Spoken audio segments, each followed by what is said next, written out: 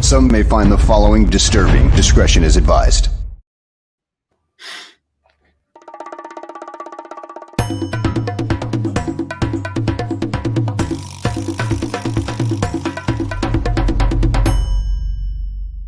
Here's Wood to throw it. And intercepted! Daxton Hill! Uyunglele, touchdown Ross! They go with a run at 33, and that's blown up right at the point. John Ridgway. Four-man front for the Dogs, drifting back in coverage. There comes the pressure. Quay Walker, shot out of a cannon. Bennett, near side, pass is caught. George Pickens. Carey lost a yard his first one. They bank it to him, and smothering the quarterback is Tyreek Smith.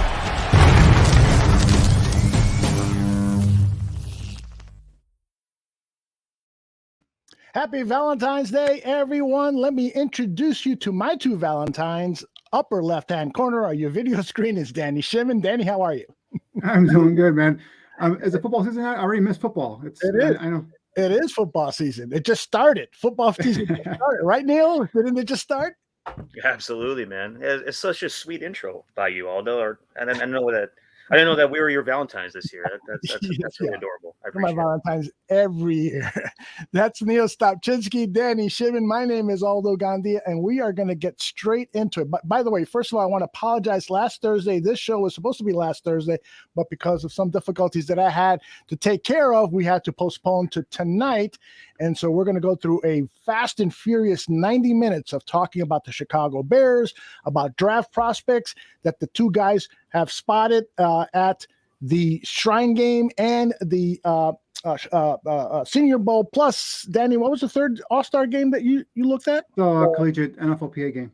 That's right. I don't know, Neil, if you looked at any of that tape too, but I'm sure you'll have some comments. I'm sure you'll disagree with Danny one way or another, which is one of the charms of this great show. So let's get straight into it.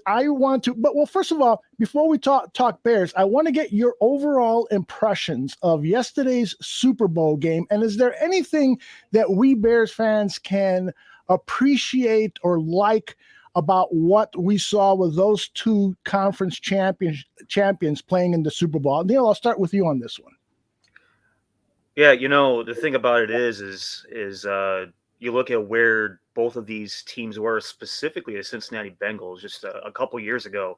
Worst record in the league, got the number one pick, drafted Joe Burrow, who was a guy I think that a lot of scouts were up and down on in terms of, is he the number one pick? Is he not the number one pick? There were a few scouts that I talked to during that draft class that thought that my impression of him as possibly the best quarterback in that draft was really interesting. It was kind of it was a talking point during one of their visits, to our campus. The thing that impressed me most about Joe Burrow is when I saw him early in his last season at LSU, when he played Mississippi State. I saw a guy that was incredibly poised, grown up, mature, was able to move the pocket, had, mobility, intelligence, all those types of things. Like, you can see it pretty easily from my vantage point on the sideline. And at that, it was kind of at that moment where I kind of expected him to be, if not the number one quarterback taken, definitely, one of the top two. But, the thing about it is that you look at where this Bears team was last year. We have a lot of pieces. We have a Bears team that beat last year's Super Bowl winner, beat this year's, Super Bowl loser, and went toe-to-toe with this year's Super Bowl champion until coaching got in the way at halftime. Mm-hmm. And so with a lot of those pieces still there from a personnel standpoint on in the locker room, some of those guys do need to get re-signed. I feel like this team is closer than a lot of people think this team is, which is, I'm trying to be as optimistic as possible about this, especially with, the coaching hires that were made, the GM that came in, the kind of things that they said in the press conference was really good just on paper. So you hope for the best. But I think that the biggest takeaway is that this team's close, and anything can happen from one year to the next, especially when you change over a lot of pieces in coaching, in the front office, and especially in the locker room. And you look at what the Cincinnati Bengals did over the course of the past 2-3 seasons. I mean, it's just short of a miracle. franchise that was a dumpster fire for pretty much the better part of 30 years. And also a franchise that doesn't have a whole lot in the front office. They don't have a massive list of guys doing the evaluating, making the decisions. Their personnel team in terms of like scouting and evaluation and all that is only about 10 guys deep. And having said that, very happy for Mike Potts, who is basically the number 2 in that organization there. He does a good job, and with the short amount of people that they have in that office, there's a lot of guys that wear a lot of hats and have to make a lot of trips and look at a lot of guys. And, also on that note, cheers to Teddy Monaco. I put it on Twitter earlier today. I'm really excited for him and the Rams. He's one of the best guys in the business in terms of just, human beings, and also at his job, personally and professionally, he's one of the best guys in the business. But, takeaways, this team's close, and you gotta be optimistic because we're only a few pieces away. What say you, Danny Shimon? I forgot the question. That was a long answer by Neil. I almost Yeah, sorry. I didn't mean to be long-winded. I know we got a short show here today. No, but in terms of me, like the takeaways are kind of negative. I mean, in terms of the Bengals, I was rooting for the Bengals. I was hoping I could do it. Like I'm a big Joe Burrow fan. But what I took away was I think I found a team that had a worse offensive line than the Bears, and that's the Bengals. And the Matt Nagy, crazy play calling on 4th and 1, it looks like it's contagious. I mean, it looks like it's rampant in the NFL. I mean, both coaches, I think, game management. If you go throughout this whole playoffs, both McVay, who's been called a boy genius, and even Zach Taylor, who led his team to the Super Bowl. I mean, they both game management. If you just kind of look at these games and what these coaches do under the pressure, I mean, everyone there's errors all over the place. Initially first was the second drive by the Bengals. Zach Taylor goes for it midfield on fourth and short, and then doesn't. The ball turns over to the Rams. They score a touchdown after that. Third and 2. Joe Mixon, unless there is an injury that I'm not aware of or hear about, he was on the field. They gave it to Samiji Pirine, and the running back doesn't get it. And on 4th and 1, instead of just handing it to his running back and letting him try and get that first down and extend that drive. What does he do? He goes and drops back, and the Ram defense was just teeing off on Joe Burrow. They had 7 sacks at the time, and then of course Aaron Donald was going for that ring, playing with hair on fire. So instead of just getting the first down, he goes to 4th and 1 and tries to throw the football. Typical Matt Nagy type of move there. And what happens? Aaron Donald gets to him, and Burrow has to throw the ball incomplete, and that's a ball game. So just the negative here in terms of play calling, game management. Decision under pressure. These are guys that are in the Super Bowl, and we see some of these errors here as well. So just one thing, like good coaching. A lot of people they kind of poo-poo good head coaches, and I'm like, well, good coaching. You need those, especially in these key moments like Super Bowl where it just seems like these coaches kind of like get themselves lost in the moment, and they want to outsmart everybody. I just, for me, it was a good game. At least it was a good game, but it's just the the little nuance of the game inside the game, the coach, and then McVay going for that field league special kind of play, early in the third. That to me was like a head scratcher. I'm like, are you trying to tell your team that in order to beat this Bengals team, you're gonna have to run trick plays this early in the second half? So that was to me another thing where I think McVay got away with it, got the Super Bowl victory. He had the more talented team, I believe. But I just some overall negative stuff I picked up there in between in terms of both coaches, in terms of sideline decision making, all that stuff. So. Yeah, my 2 biggest takeaways was the offensive line. The whole narrative had kind of flipped. Oh, you don't need to invest that much offensive line. Look at the Cincinnati Bengals got to the Super Bowl with a weak offensive line. Well, we see that the number 1 reason the Cincinnati Bengals are not hoisting that Super Bowl trophy is because of their offensive line. They wore down over the course of that game. And you guys are absolutely right in terms of coaching mishaps and bad decision-making and so forth. But if you don't have a strong offensive line to ward off top defensive pass rushers and run blockers, run tacklers, then you are going to be in trouble. Even if you get all the way to the Super Bowl, it's going to be a miracle for you to pull off a win.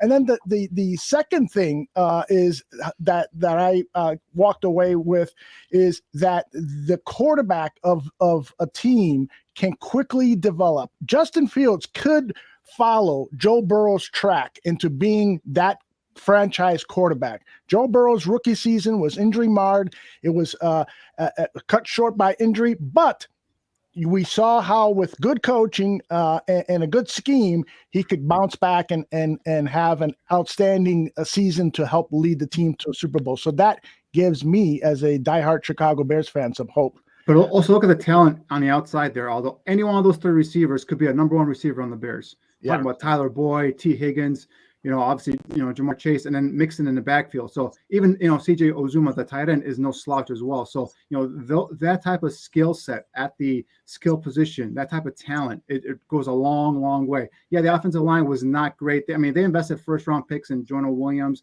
and some of the other players there on that offensive line. So, but they had to just be, okay for them to go ahead and win that game. And notice when Burrow, how is he winning? He was getting away from the pressure, rolling away, stepping up in the pocket, and getting that ball downfield to his playmakers, and they were making plays. So yes, offensive line is a key. Yes, Justin Fields. Remember, guys, Joe Burrow couldn't beat out Justin Fields at Ohio State. That's one of the reasons why he ended up going and transferring out of there as well. So just think about it here as well. Offensive line and talent at the skill set, I think, can go a long way in developing a young quarterback. 100%. And the other big thing that happened while we've been away, this show has been away, was that the Bears introduced their offensive and defensive and special teams coordinators. We're not going to get sound bites from all of them or get very extensive, but I do want to play a couple of sound bites. One was suggested by Danny, and he asked, can you pull a sound bite of Getsy and or Williams talking about how they will mold their unit based on the personnel that they have? And this is Luke Getsy talking about that very thing. The beginning of this thing, when we tried to establish that identity, or we're going to establish the culture first, but then we're going to dive into this identity, right? That's going to be driven by the personnel, the coaching staff, and we're going to become something. There's not one specific answer to that right now. We have to dive into what everybody does best, right? And it starts with the quarterback, right? This is a quarterback-driven offense. So the things that the quarterback position does well, that's going to be the driver of who we are. And then we're going to marry that to what the other guys on the football field do well. I mean, that's the purpose of the offense coordinator, right? To dive into what the people do well, what they do best, and then build the offense around that. After 3 years, 4 years, or whatever it was of Matt Nagy, those are words from heaven. Music to my ears. When I heard that, I almost jumped out of my seat. I'm like, finally, we have someone here that's not going to bring in his system and try and fit these players into his system. He said that he's going to get to know these players. He's going to get to know what they do well, what they don't do well, what works for them, what doesn't work for them. Another thing he said, and I don't think we have the soundbite here, where he goes, this is not going to be a copycat offense. It's not going to be someone else's offense. It's not going to be the Matt LaFleur offense or the Sean McVay offense or the Mike McCarthy offense. This is going to be the Chicago Bears offense. We're going to create our own offense based off of what the quarterback does well. And that, hopefully, and I'm praying that it's just not, him just, lip service and talking. I hope he actually puts action to words and does that and takes a system here. Obviously, we know his base, right? His base comes from, he's got some West Coast with Mike McCarthy. He's got a lot of the, the Sean McVay, the Kyle Shanahan, the Matt LaFleur, the wide zone scheme stuff in there. I think that just works perfectly hand in hand with Justin Fields being able to do, play action. We saw last year, as a rookie, he was comfortable under center. He was comfortable play action, turning his back to the defense, turning around and quickly making a decision. Building that offense around him. And obviously now we talked about earlier, putting some of that offensive line in front of him, putting some skill on the outside as well. That really just caught my attention. And I'm like, yes, hopefully this guy comes through with what he just said, and he builds this offense based off what the Bears can do best, not based off what he knows. There you go. Niel, you feel the same way?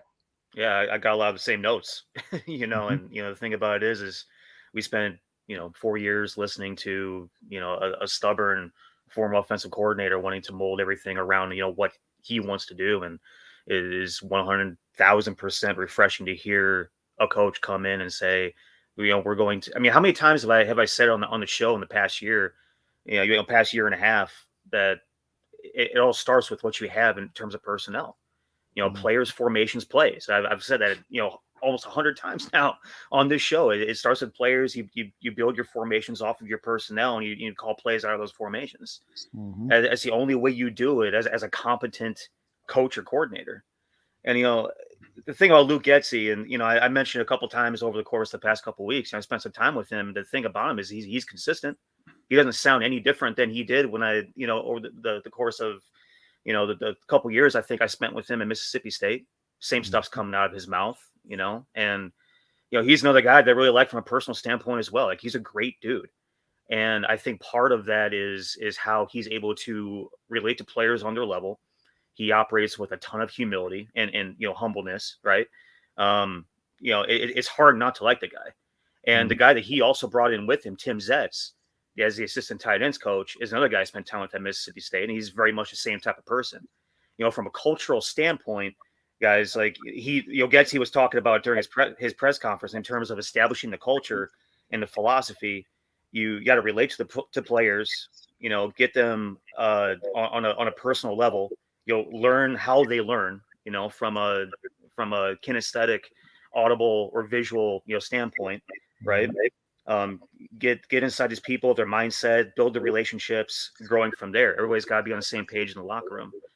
And, I know Matt Nagy was a player's coach and all that kind of thing. And, the way that this team ran was, a lot of fun and looseness. But, the thing about Luke is that, he's definitely a grown up in the way that he runs his quarterback room, the way that he runs his offenses. I'm really excited to see what he does with these players on that side of the ball. The one thing about Getsy, and again, I have some concerns. He's a first-time play caller. He hasn't done this other than some preseason games, so that concerns me a little bit, right? So he's gonna have to go out there and kind of prove, in terms of he knows what he's doing, get the plays in on time, and so on and so forth.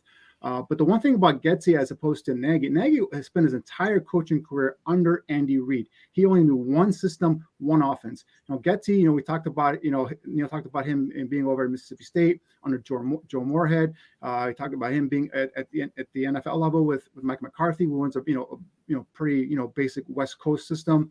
And then obviously now with Matt LaFleur and that wide zone scheme. So he's got three different types of coaching styles, three different types of offensive philosophies, kind of molded into one.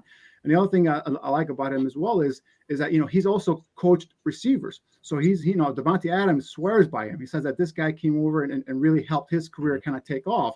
And so he kind of knows what a receiver should be doing. He kind of knows what the quarterback should be doing. He knows how the offense all builds in together. So, that's something that really excites me in terms of, this guy actually knowing how to build an offense, because he's just not just, been a quarterback coach or offensive assistant under one coach. He's seen different coaching styles, different philosophies on offense, and he's also coached multiple positions on offense as well. So I think that is, to me, something key here in terms of him coming in and being the offensive coordinator. Now, the play calling, we got to see how that all goes. We got to make sure he calls plays on time. Got to make sure he sets up one play after the other, so on and so forth. But that's more of a wait and see approach there. But so far, he's off to a great start, in my opinion.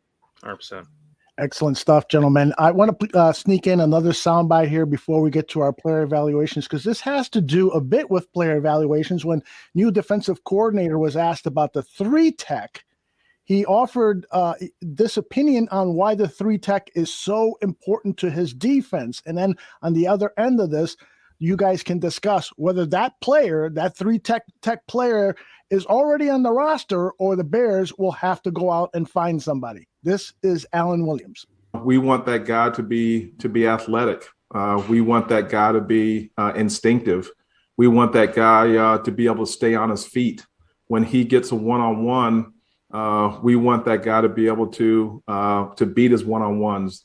And really the things that I'm talking about, you can probably say that about, everybody on our defense about those things.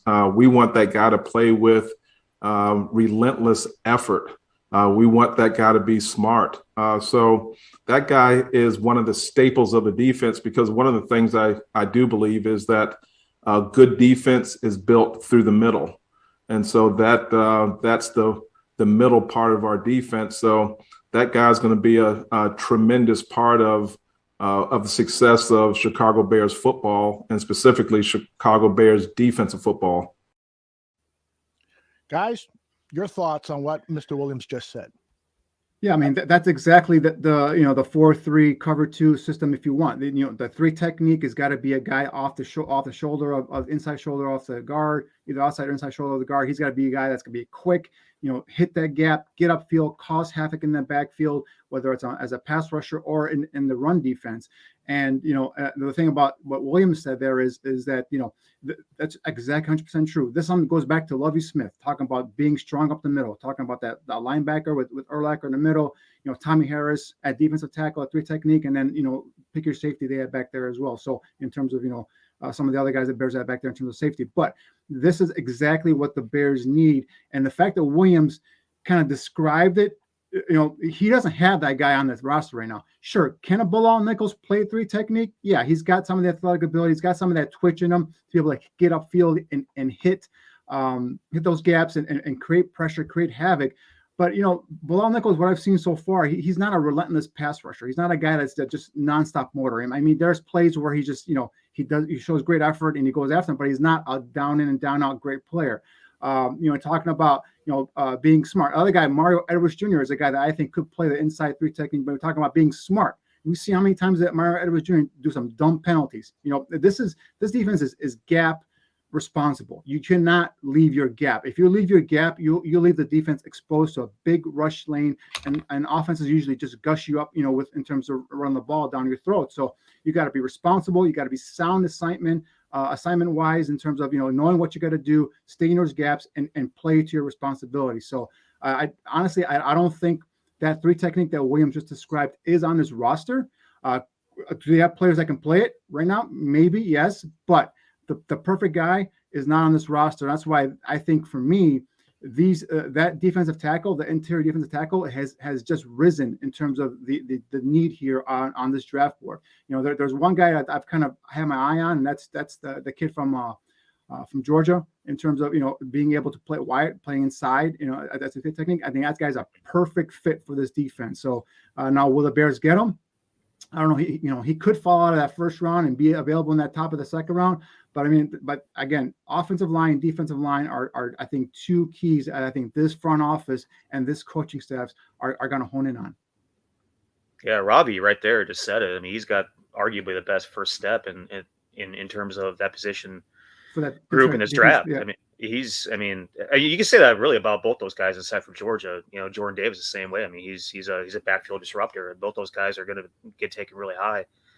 I mean, me personally, I feel like whenever you have a label of being a disruptor, you don't last very long in the draft. So I'm not sure if he's going to be there in the second round for us or not. I mean, personally, I feel like, either way you look at it, we have to go and get, an offensive lineman, shore up the protection with that pick 39, I think it is, right? 39. Yes. But, Alan Williams said a lot of the stuff you want a defensive coordinator to say, and it is all about building from the middle out, and more specifically from the ball out. And the further you get away from the ball, typically the less important the player is. They're all important. I mean, I'm not trying to let's not get that twisted, but the trench is critically important. Middle linebacker critically important. The guys that make calls critically important. So you do build from the ball out, and he talked about accountability today with the whole hits thing that Matt Eberflus talked about in an introductory press conference, the hustle intensity, takeovers and smarts thing, and they're going to hold guys accountable. You love to hear that. He's all about 100% hustle and intensity, and you love to hear that because that's the way you want your defense to look, flying around, being physical, hitting guys, getting the takeovers or takeaways. In terms of 3 technique, you basically stole my thought, Danny. He could be Bilal Nichols. You saw a lot of really good things from Bilal Nichols early on, so far in his career. This offseason of development is going to be huge for him because this is a type of offseason that he hasn't had yet in Chicago, I don't think. He's 25 years old. Feel free to re-sign him. I think he's a quality player. Can definitely improve, and I think this is the kind of defensive staff that's going to help him improve and potentially be that guy. Right now, he's not Warren Sapp, though. No, definitely not. All right, let's get to the portion where we're going to do some player evaluations. And perhaps what we should do first is, Danny, I think you and Neil got somebody reached out to you regarding Smoke. What's Smoke's last name? Smoke Monday. Smoke Monday. What a phenomenal name. Yeah. But unfortunately, he's all smoke and no fire. Oh, zing. Oh, Smoking is so upset right now. that is a good one. All right, we got some tape of Smoke getting smoked, but there are some good parts to his game. But why don't you take it away, Danny? I mean, one thing I put on his tape. Obviously, I'm a big SEC guy. I've seen Smoke Monday playing on Saturdays, and he's a guy that would flash here and there. Honestly, Neil, the first thing you think of when you think of Smoke Monday, what do you think of? The guy got. Well, no, I thought of him getting ejected 3 times for targeting. So I'm thinking, okay, on this, I'm thinking physical, enforcer type of safety. Then I'm thinking, all right, wait, is this guy, like just a undisciplined player or whatnot? So I put on his tape, and I just couldn't do it to Aldo. Aldo has been seeing Eddie Jackson playing safety for the Bears the last couple of years, and I just couldn't. I saw this stuff, and I just could not recommend this guy for the Bears. So if you take a look at him, first of all, he's a 2-year starter, obviously 171 career tackles, 17 tackles for loss, 6 sacks, 5 interceptions, and 8 passes defense. So not a lot of ball production there for me, especially for a guy who plays in the SEC where the ball has been thrown around a lot, the last couple of seasons. So if you go and roll this tape here, Aldo, take a look here. He's coming up here, sneaks up into the box. And the one thing with Smoke Monday is like his eyes, his play speed just is not nowhere near NFL ready. There he just kind of lunges on, grabs onto the tight end, has no idea that the ball carrier, even the quarterback flashes the football, and he still just kind of goes with the tight end. And then once he realizes the ball is with the quarterback, gives it like a half-ass effort to try and make that tackle. He's not balanced. He doesn't come to a good position in terms of being able to wrap up and attack the ball carrier and bring him down. So right away, that turns me off initially here in terms of, this kid here being my safety back there in the defensive backfield. So again, play speed, grabs a tight end. Not sure why he doesn't grabs a tight end, tries to turn him around there. I don't know what was going on. What this process, in terms of thinking process there was, but again, doesn't pick up the football and doesn't even makes a half-assed attempt in terms of trying to tackle that ball carrier. This next play here, we got, this is the one where this is the scramble, the quarterback scrambles here. He comes up and makes a half-assed effort again. Look at him. Just come in. First of all, he's got a decent angle, and then just has an Olay there. I'm not sure what he was trying to do. He was trying to whip the football. He wasn't in a position to make a tackle. Doesn't look like he was even interested in trying to tackle that quarterback. That play made me so angry. So again, this is something that really bothered me here when I watched my safety come in and do something like this. So again, it's that big Olay move there. It looks like he was trying to rip at the football and trying to get that ball out. Again, not sure what he was doing there. So this play here, this is now he comes in as an extra defender in the box.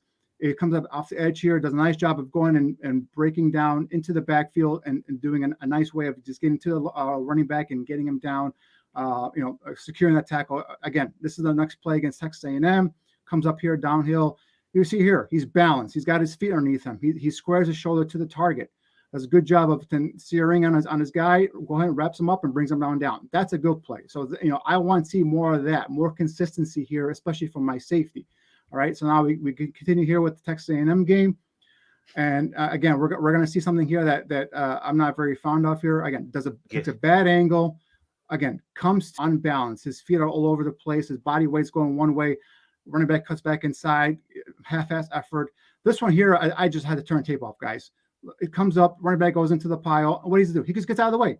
The running back continues on forward and gets the first down. You come up, you're safety, you come up and you initiate that contact. You kind of stop that momentum of the running back, and you make sure you try and stop him from getting that first down. What he does a little jive move there, gets out of the way and lets the pile continue moving forward. Running back gets the first down. After I saw that, I'm like, I'm done. I couldn't do it anymore. 100%, man. That tape, I couldn't make it past that Georgia game. You actually watched 3 games worth of film on him. I couldn't get past it. Arkansas game. Sorry. Yeah. The Arkansas game. I couldn't get past the Arkansas game. First half, the Arkansas game. The thing about it is it's okay to have a bad play here and there, but it turns out that all of the bad angles and the piss poor physicality and the shying away from contact, that's more the norm. That's more the trend than it is the exception. We can't have that as strong safety, guys. And that's a special position in this defense, that strong safety position. I mean, you're playing with the athleticism of an explosion athlete with the physicality of a linebacker. Like I said before, the last show, you think of Rodney Harrison, Ronnie Lott, John Lynch, the type of guys that you need to have at that position that are special dudes. Right. And they, also the type of dude that might have a wire loose, upstairs a little bit. I mean, you got to have some crazy, kamikaze type of dude playing that position. That's not Smoke Monday. Right. And the other thing is guys, what do we get tired of besides the missed tackles, right? When this Bears defense was the undisciplined, right? The Correct. Stupid penalties. He got ejected not once, not twice, but 3 times for targeting. Now we all can, go back and forth in terms of the targeting rule in college football, and we all agree it's not perfect. But okay, once or twice, whatever, but 3 times, that tells me the kid is undisciplined, right? So he comes in all haphazard, out of position, doesn't come into a good way, balance, like we just saw on tape, balance, look at what he's striking, shoulders square, and just kind of just lunges and uses the crown of his helmet to hit the football player. And I think that to me shows an undisciplined football player.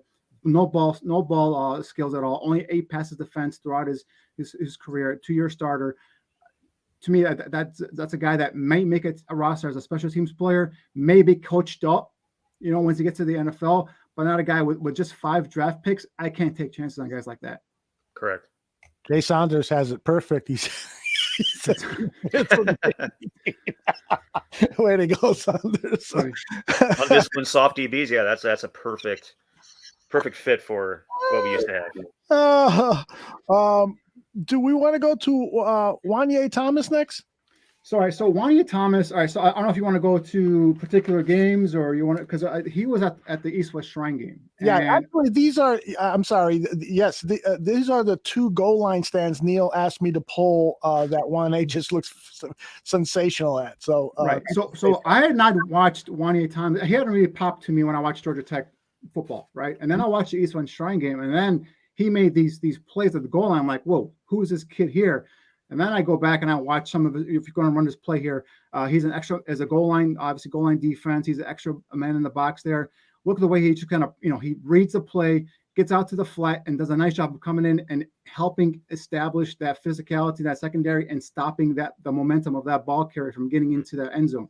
I think that's what we're talking about in terms of, we haven't seen that kind of a play from our safeties in terms of the Bears since Adrian Amos.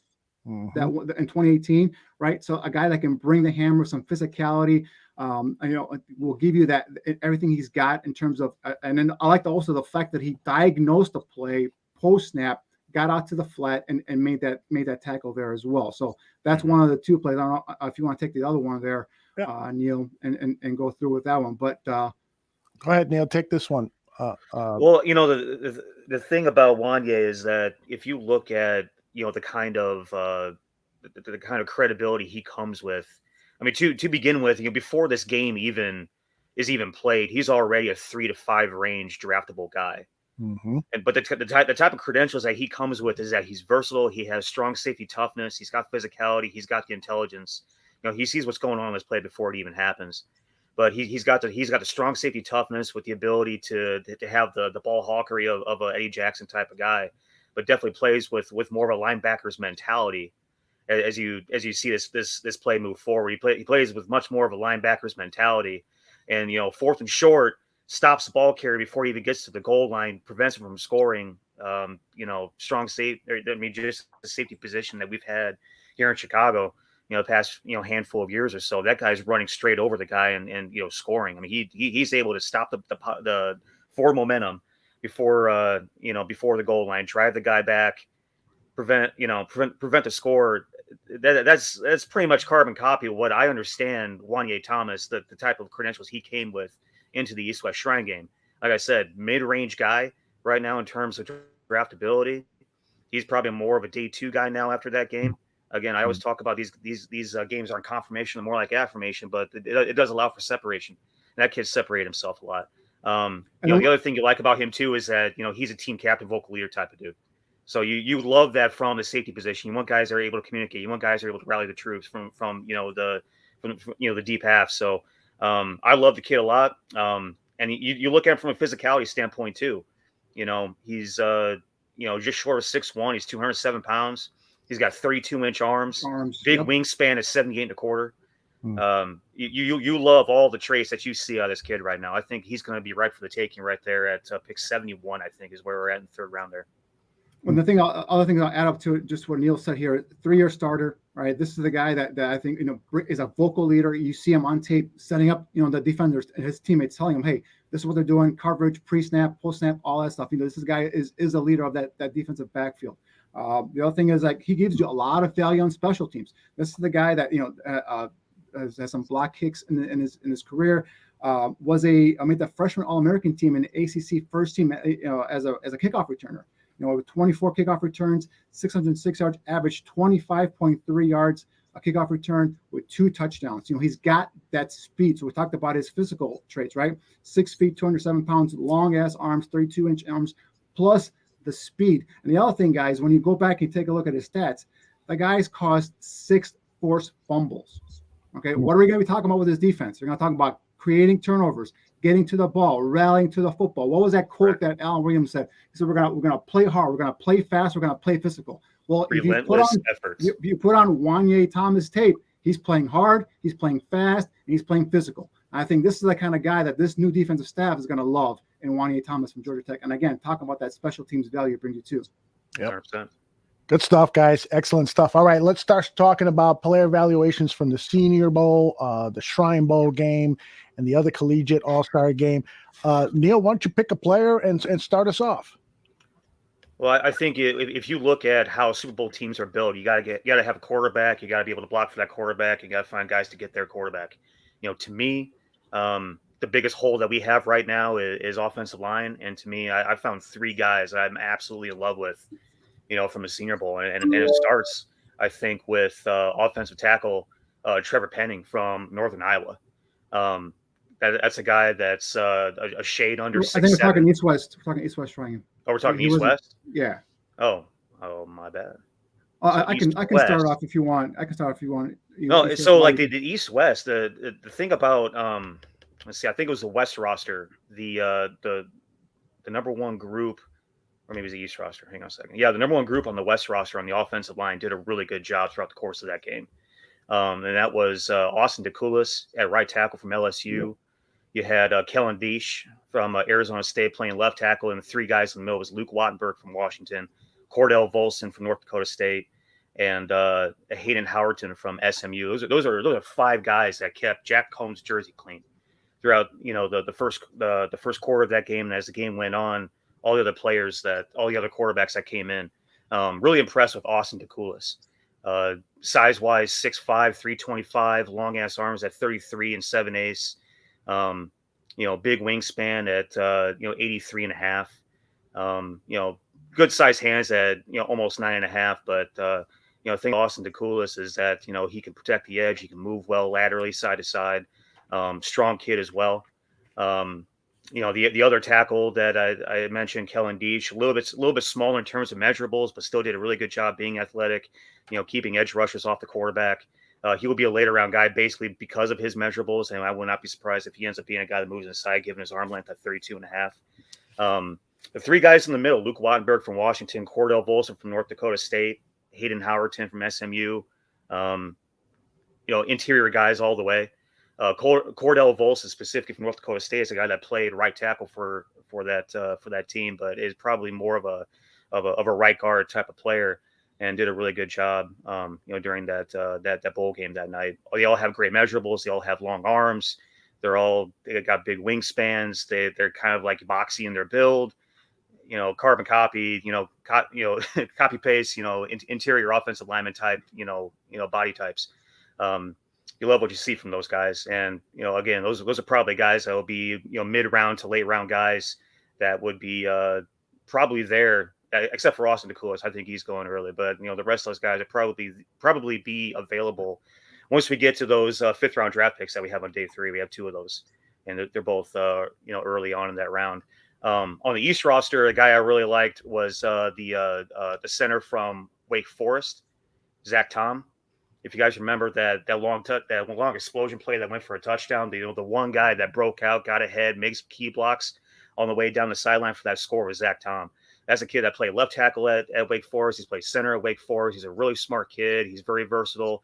A hair under 6'4", 297, long arms at 33 and a quarter, just under 80-inch wingspan, big old hands at 10 and 10 and an eighth. He's primed to be a center at the next level. And he's a guy that if we're the type of outfit that's going to look for a center and play Sam Mustipher, I would love to have that kid. He's tough, he's athletic, he's physical. Sign him up all day. A couple other guys I really like was Vidarian Lowe from Illinois. Long at 6'4", and 3'8", 320, 34, almost 35-inch arms, 85 and 5/8 wingspan. He was one of my monster measurables guys that I put out after the game happened. Just massive dude. Play left tackle for the East Side. During that game, looked really good. Competed well, looked athletic, moved well. And obviously, he's got the measurables to back up any sort of draft stock that he's got right now. Myron Cunningham is a guy from Arkansas that has played tackle and guard in his career as well. He's probably a guard at the next level. Very technically sound kid, fundamentally sound. 6'5" and 323, just under 34-inch arms, about 81.5-inch wingspan, big ass hands at 10.5. He's a guy that I would love to have on the interior as well. He's a machine in terms of his fundamentals and technique. In terms of offensive linemen, those are the guys I really love from the East-West Shrine game. There's a bunch of other, position players too, skill guys. But, in terms of trying to go ahead and get this offensive line shored up, that's where I'm looking first. And, I'll go ahead and let you back up on the other half of, that evaluation, Danny. Yeah, I mean, you pretty much hit a couple of guys I was talking to talk about, which was Austin, the coolest from LSU. He's a guy. It's interesting. You think he's going in the third round or early or late day two. I think based off his tape, right? Watching his tape, and I love the kid in terms of his size, right? 6'5", 325. You talked about 33, almost 34-inch arm length. A 4-year starter at right tackle for LSU. So this guy has been a starter. He started 46 out of his last 49 games at LSU at right tackle. Again, SEC competition guys, the best of the best in terms of college football. So he's durable. He's durable, and he plays every damn game. The thing about it, if you watch his tape from last year, he might go 5th round. But you watching what he did in the East-West Shrine game and the practices, he looks to me a little bit lighter on his, maybe lost a little weight. Maybe he was dealing with an injury during the season. He looked a little more stiff during the season on his LSU tape. But when I watched him in the East-West Shrine game, he looked a little more athletic. His ability to get out to the second level was much better. Being able to get there and then sustain some of those second level blocks was much better during the East-West Shrine game. So I don't know if he's in training, after the season to get himself in better shape and lose some of that weight and get a little bit more flexibility. But if the Austin Theclas we see at the East-West Shrine game continues on, and as he goes to the next level in terms of this evaluation process, which is going to be the scouting combine, and he does well in those agility drills tests and the bench press and all that stuff, I can see him going late day two. However, if he doesn't test well, I think you could possibly see him there in that 4th, 5th round range, right? So the Bears could be able to go up and get him. And like I said, this is a guy that I could come in. I could see him coming in and starting for me at right tackle from day one. That's how much I like this kid. He brings some of that tenacity you like to see in him as well. So that's Austin Theclas right there. Vidarian Lowe, tackle from Illinois. Again, another guy he's got the length, the measurables you like. Athletic kid. I got to do some more tape study on him, but he's a guy that intrigues me big time. Some of the guys you didn't touch on, Neil, but was position receiver Tay Martin from Oklahoma State. I think this guy, he's not going to blaze it up there. He's not going to go run a 4.3 40 at the combine, but this guy, he might run a high 4.5 or something like that. But this guy is a sure-handed, receiver, demonstrates good body control, ability to go up and make a play on the football. He's a guy that goes in the crowd, is not scared, not intimidated with a safety bearing down on him or a linebacker bearing down on him. And guys, what's the best friend of a quarterback? A sure-handed possession type receiver. And I know that we're talking about speed, adding about speed. Tay Martin won't give you speed. He'll give you big plays. He won't give you necessarily field stretching speed. But I'm telling you, this guy is a courageous, sure-handed hands catcher. And he could line up on my squad anytime, any day. So Tay Martin from Oklahoma State is a guy to keep an eye on, a wide receiver. Flipping over to the other side, actually another receiver. I'm sorry, Tyquan Thornton from Baylor. We talked about him prior to the East-West Shrine game, and all he did was go out there and show what he showed on tape, which is be able to get downfield, make some big plays with his speed. He's more of a field stretching kind of guy. He's a little taller, about almost 5'11", 6 feet tall. And he's a little thin, but he's not a guy that's going to go, run a lot of, inside routes or anything like that. He's more of a guy that's going to stretch the field, get downfield, and make plays with the football. I don't think surprised me. He had a little bit small hands than I like to see, but you see him on tape. He's always out there going up for those contested 50-50 balls and making, catches in a crowd. So it doesn't seem to be affecting him so far. But again, he was playing in the Big 12. So we'll see how that translates to the next level there as well. Defensively, guys, I think I might have found ourselves a slot cornerback, Jasir Taylor from Wake Forest. We talk about a guy, tons of experience, played in 48 games, only had 9 starts, but I think because they've pretty much put him as a slot corner, and that's the only time really he got a start was in the slot. But you talk about a guy who's built a nice compact build, 5'10", 186 pounds.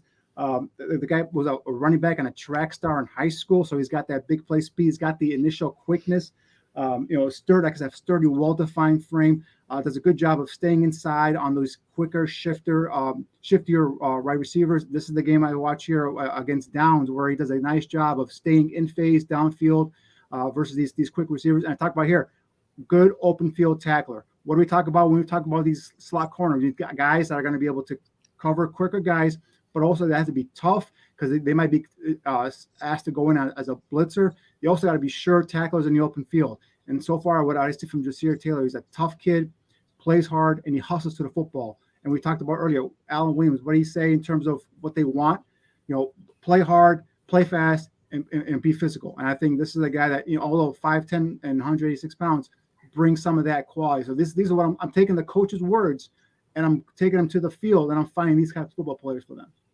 You love guys that stand out, during the game. Those are oftentimes the guys that you look for, the guys that catch your eye during the game, that make big plays, that show up when the lights are brightest.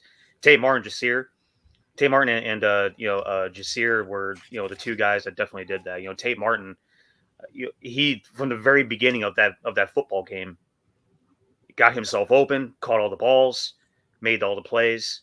And what's one thing I keep saying, guys, that we need in that wide receiver room? We need guys with size, man. We need some size in that room. We can't just have a bunch of super midgets running routes.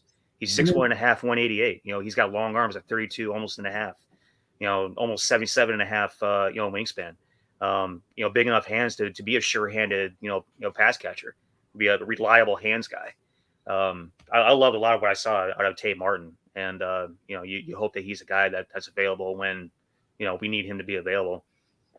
What I love about when I watch these kids at the All-Star games, at the practices, and they stick out and they do things that that I like, and I go back and I watch their tape, and they're doing the same damn things on tape. That to me is a hit. That I'm like, all right, this guy is consistent. I'm seeing what I'm seeing now in front of me live at these All-Star games, but I'm also seeing the same damn things on tape, and that's what you do with Tate Martin. Outstanding stuff, guys. Are those all of the player evaluations that you have, or can we go to some of the questions we're getting from people? We got Senior Bowl as well. Oh, I'm sorry. Please. We can mix in. I mean, we can mix in questions. All right, let's put some questions up there. Bear Truth 9 says one of the positions I'm really starting to look at is that slot nickel position, because that's what we're being told is it's important, that nickel 3 position, the slot corner, and the will linebacker. So Bear Truth 9 is saying is a free agent that he's been looking at is DJ Reed. This will be the first year I'm really studying that cornerback spot, says Bear Truth 9. What do you think about veteran DJ Reed as a free agent acquisition for the Chicago Bears? What do you know about him, or is this a guy that you'd like to study a little bit more? I haven't watched him with to be honest with you, in terms of with the Seahawks. I mean, he hasn't really stuck out to me when I watch Seahawks games. Not really breaking down their tape. I think DJ Reed, wasn't he from Utah? Am I mistaken, Neil? Is he I'm thinking Pac-12 kid, right? DJ Reed. Hang on 2 seconds. But yeah, I mean, I don't remember much in terms of his college tape that I could kind of just think off the top of my head here. But yeah, in terms of watching him play it with the Seahawks, he hasn't really done anything for me to really stick out. Now, there are a couple of players in terms of, if you're talking about free agency. I don't know if they're going to attack it via free agency. They might go ahead and maybe keep it internal with Thomas Graham Jr., Kendall Vilder we talked about, depending on, again, what this coaching staff sees in these players and the potential they have. We just talked about Jasir Taylor from Wake Forest, is a kid that I saw the East West Shrine game that I think could fit that mold in terms of inside slot corner. I think this is where you go. Now, in terms of free agency, Chris Harris Jr. is a guy that's been a star in this league in terms of corner. He's a guy that is up there in age, but you can probably bring him in and have him help you out in that inside in terms of that slot corner position. Casey Hayward is another guy that I think, top of my head, I think he's the guy that's played slot corner before with the Packers specifically. This year had a pretty good year with the Raiders on the outside. So if you're looking for veteran free agents, those are some of the guys you can take a look at. But I think they might attack that position. I think they might get a corner on the outside via free agency. I think that can go that way, and then kind of maybe bring, like I said, in the internal guys and have them compete for that position. Maybe bring in a kid from the draft and compete for that position inside at slot corner. But I think the most important thing, I think most pressing right now, is finding a corner opposite of Jalen Johnson on the outside. I think that's going to be one of the top priorities. Good stuff. Tony, DJ Reed played football at Kansas State. Kansas State. Okay. Tony says that he likes the safety cornerback Joshua Williams from Fayetteville. You had a chance to look at Williams? I saw him play some of the practice tapes. I think that was number 30, right, Neil, if I'm not mistaken? He had absurd measurables. Yeah, I think if I'm not mistaken, Joshua Williams is number 30 on the. Joshua Williams was number 30, 6'2.5", 193, yes. 32 and a quarter arm, 78 and an eighth wingspan. I mean, he's one of those guys that just has length for days. Yeah, he popped on some of those practice tapes, guys. He's a guy that did catch my eye. I haven't done much tape on Fayetteville. I'll see if I can find anything, but that's definitely a guy that I circled in terms of going back and circling back and taking a look and see if I can find anything on him. But yeah, in terms of size, ability to in one-on-ones at least down at Mobile to stay in phase downfield was really impressive to me with Joshua Williams. But again, I haven't done unfortunately that much work on him. All right, both those lower level guys were impressive, and just in terms of their body types. That he and the kid from Washington. I love when these lower level guys get invites to this game so they can show what they can do against real competition. Both those guys came in, measured in really well, performed hard. I mean, you love what you saw from the onset. Definitely makes you want to go back and look at some real tape. Gregory Jr. kind of didn't do anything for me. You liked what he did? I liked his size and the limited clips that I was actually able to pay. I wasn't watching too many quarterback clips, not much of the practice film, but the little of what I saw, it was intriguing enough to go back and study some more. I haven't seen too much on him. You love his body type. You love what you saw from just a tiny snippet standpoint on the kid. These lower level kids, like, this is the one shot that they have. You love to see how these guys go ahead and compete against real competition. Yeah, in terms of corners specifically, that got my eye and that I've circled down, I've done some tape study on is this kid from Penn State, Tariq Fields. I think he's a guy that really intrigues me. Again, a guy that I think can excel in off coverage, right? I know with Eberflus that last year with the Colts, he kind of mixed in a lot more man coverage, but I think Castro Fields fits that mold as well, because he's a guy at Penn State. You put on his film, you see him a lot in off coverage. You see him kind of peeking into the backfield and then coming downhill aggressively and attacking and wrapping up anything that's in front of him. But also when you go back to the Senior Bowl, now you see him staying in phase with these quicker, shiftier, bigger body receivers, and that really caught my eye there as well. So Tariq Castro Fields from Penn State is a guy to keep an eye on, the cornerback. And the other guy that caught my eye was DeMar Mathis from Pitt. These Pitt players, defensive players, man, they can come in the NFL and they can play. Talking about guys like Bennett Jackson is a guy I know, he's playing corner for the Bills. Hamlin, DeMar Hamlin's been playing in the league as well. And I'm talking about the other guys, up front as well. So, DeMar Mathis is a guy that really caught my eye. Competitive, feisty. He's about 5'11", 5'10 and a half, 197 pounds. Doesn't have really long arms, so he might be a guy that could fit, depending on his quickness, how he tests. He could fit inside at slot. Corner, DeMar Mathis, that is, but feisty, a guy that doesn't back down for anybody. I love seeing that in my corners. You might be outmanned in terms of physical strength and size, but you don't back down. You don't back down. You go and make it. You make a play on the football, attack the football, especially at the one-on-ones where all the scouts and all the press is looking at you, and you step up time in and time out. To me, that catches my eye. So he's a guy that I've circled to go back and take a look at his film at Pitt as well. But I love Pitt players, especially defensive players. Absolutely. The DC at Pitt, Randy Bates, is a guy I spent like 5 years with at Northwestern. The guy coaches defense hard, and he expects players to play like the type of defensive football that we're going to expect here in Chicago. Tough, physical, flying to the ball, all those types of things. The Damari Mathis kid, what I know about him is that, he's a cover guy with physicality. A tough, willing tackler, plays bigger than he is, the type of guy that you want in this defense, going forward after having so many years of recent years of guys that, may be athletic, but are soft and can't tackle and everything else. The kind of stuff that just drives you crazy. Right. And you had Aldo, a tough athletic tackler. You had him. He loved the kid. Yes. You could have stopped there. Aldo wants him.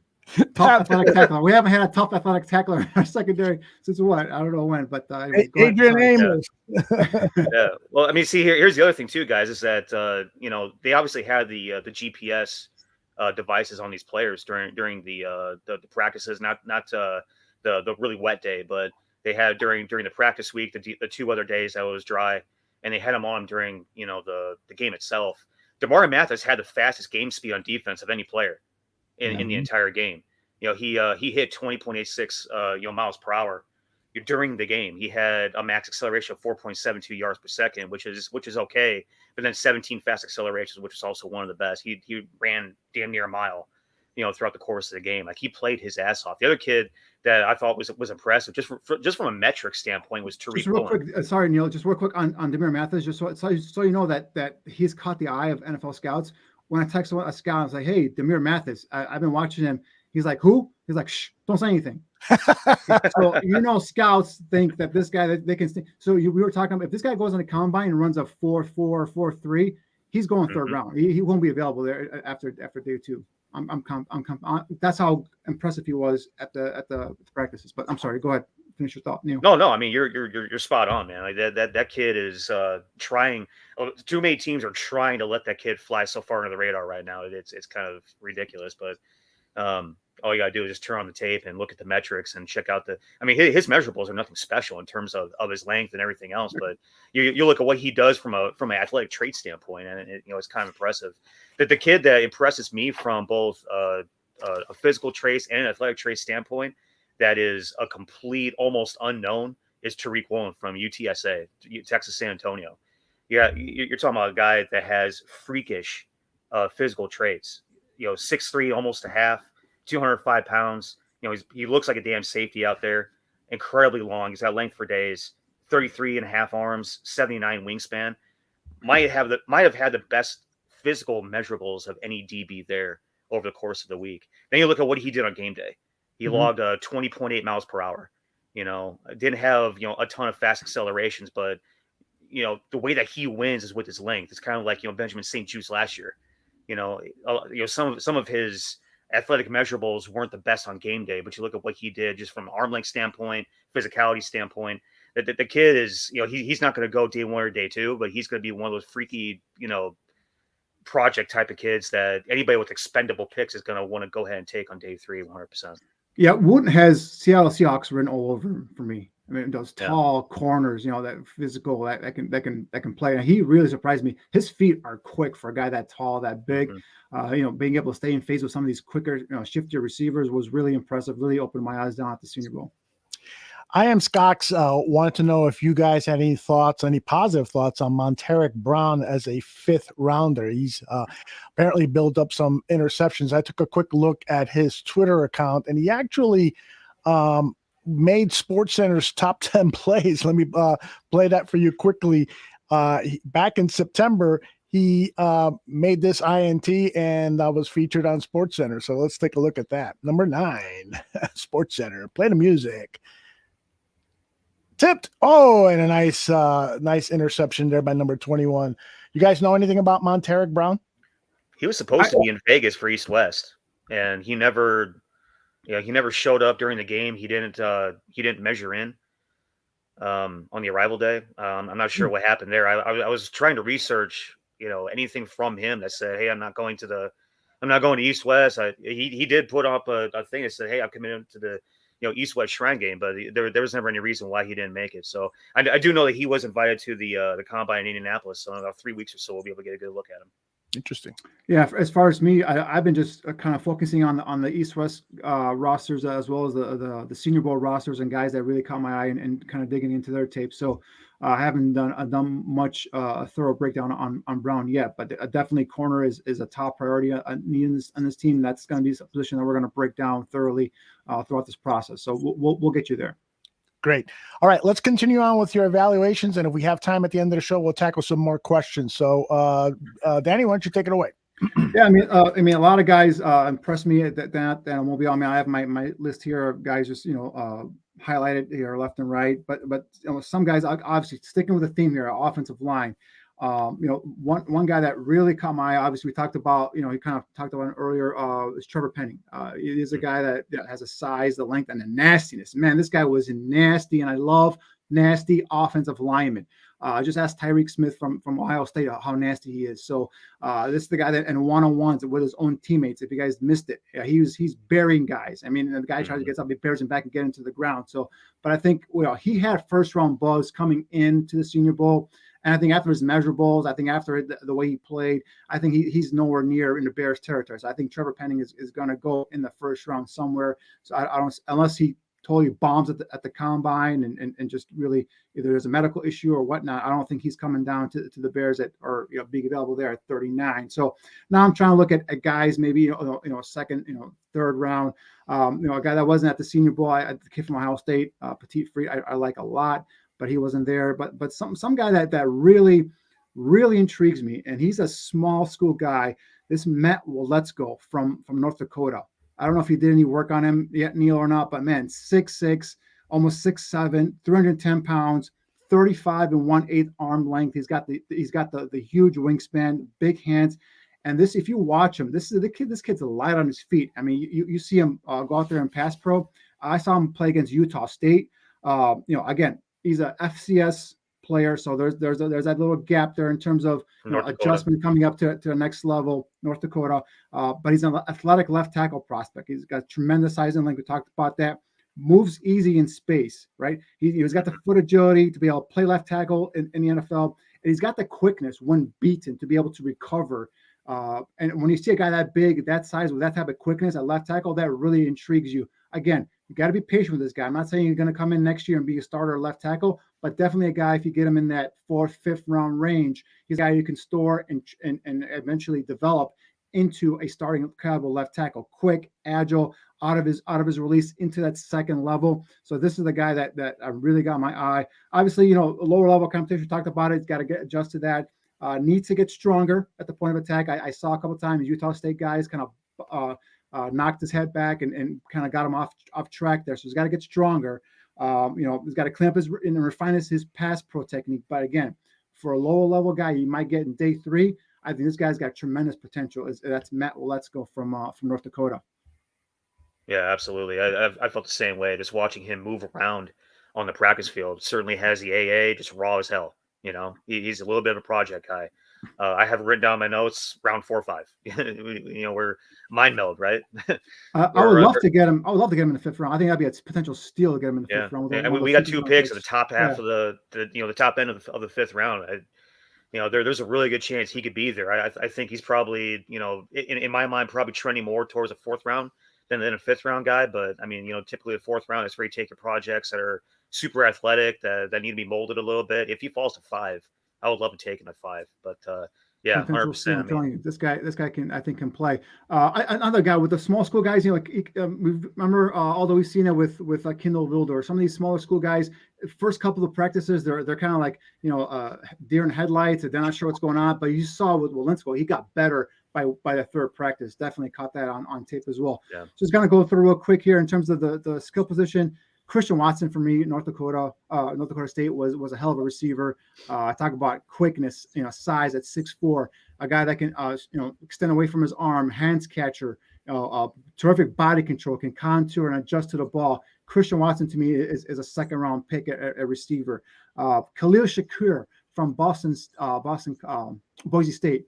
I was watching the linebacker from Wyoming against Boise State, and Shakir keep popping on tape, keep making these these plays, catching a slip screen and going upfield 10, 15 yards. Like that's the kind of receiver with the Bears need on offense. I see. So Khalil Shakir is a guy from Boise State to keep an eye on. If this kid runs a 4.4, 4.5, and that type of range, he definitely brings you that big play potential downfield. And also, he's just terrific. His yards after the catch is phenomenal for a guy not big. He's just shifty. He knows how to get in between and behind blockers, get in between guys, and get upfield. Like I said, get those extra chunk of yards. So Khalil Shakir is a guy to keep an eye on. A guy that I got to do work on. A guy that impressed me when I watched him at the Senior Bowl was Bo Melton from Rutgers. You pull this guy's tape on. He's solid size. He's about 5'10", 5'11", 191 pounds, but he's shifty. He's quick. You can see him lining up in the slot, beating guys off the release at the line of scrimmage. So I think that's a guy, again, made some nice catches in terms of his hands, showed some ability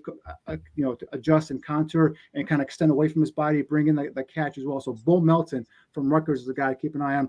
Jalen Tolbert was a guy I was looking at South Alabama coming in. He looks like a starting wide receiver. Obviously, he's got some ways to go in terms of being in the potential number one or number two receiver, but I think as a guy to keep an eye on, Jalen Tolbert from South Alabama.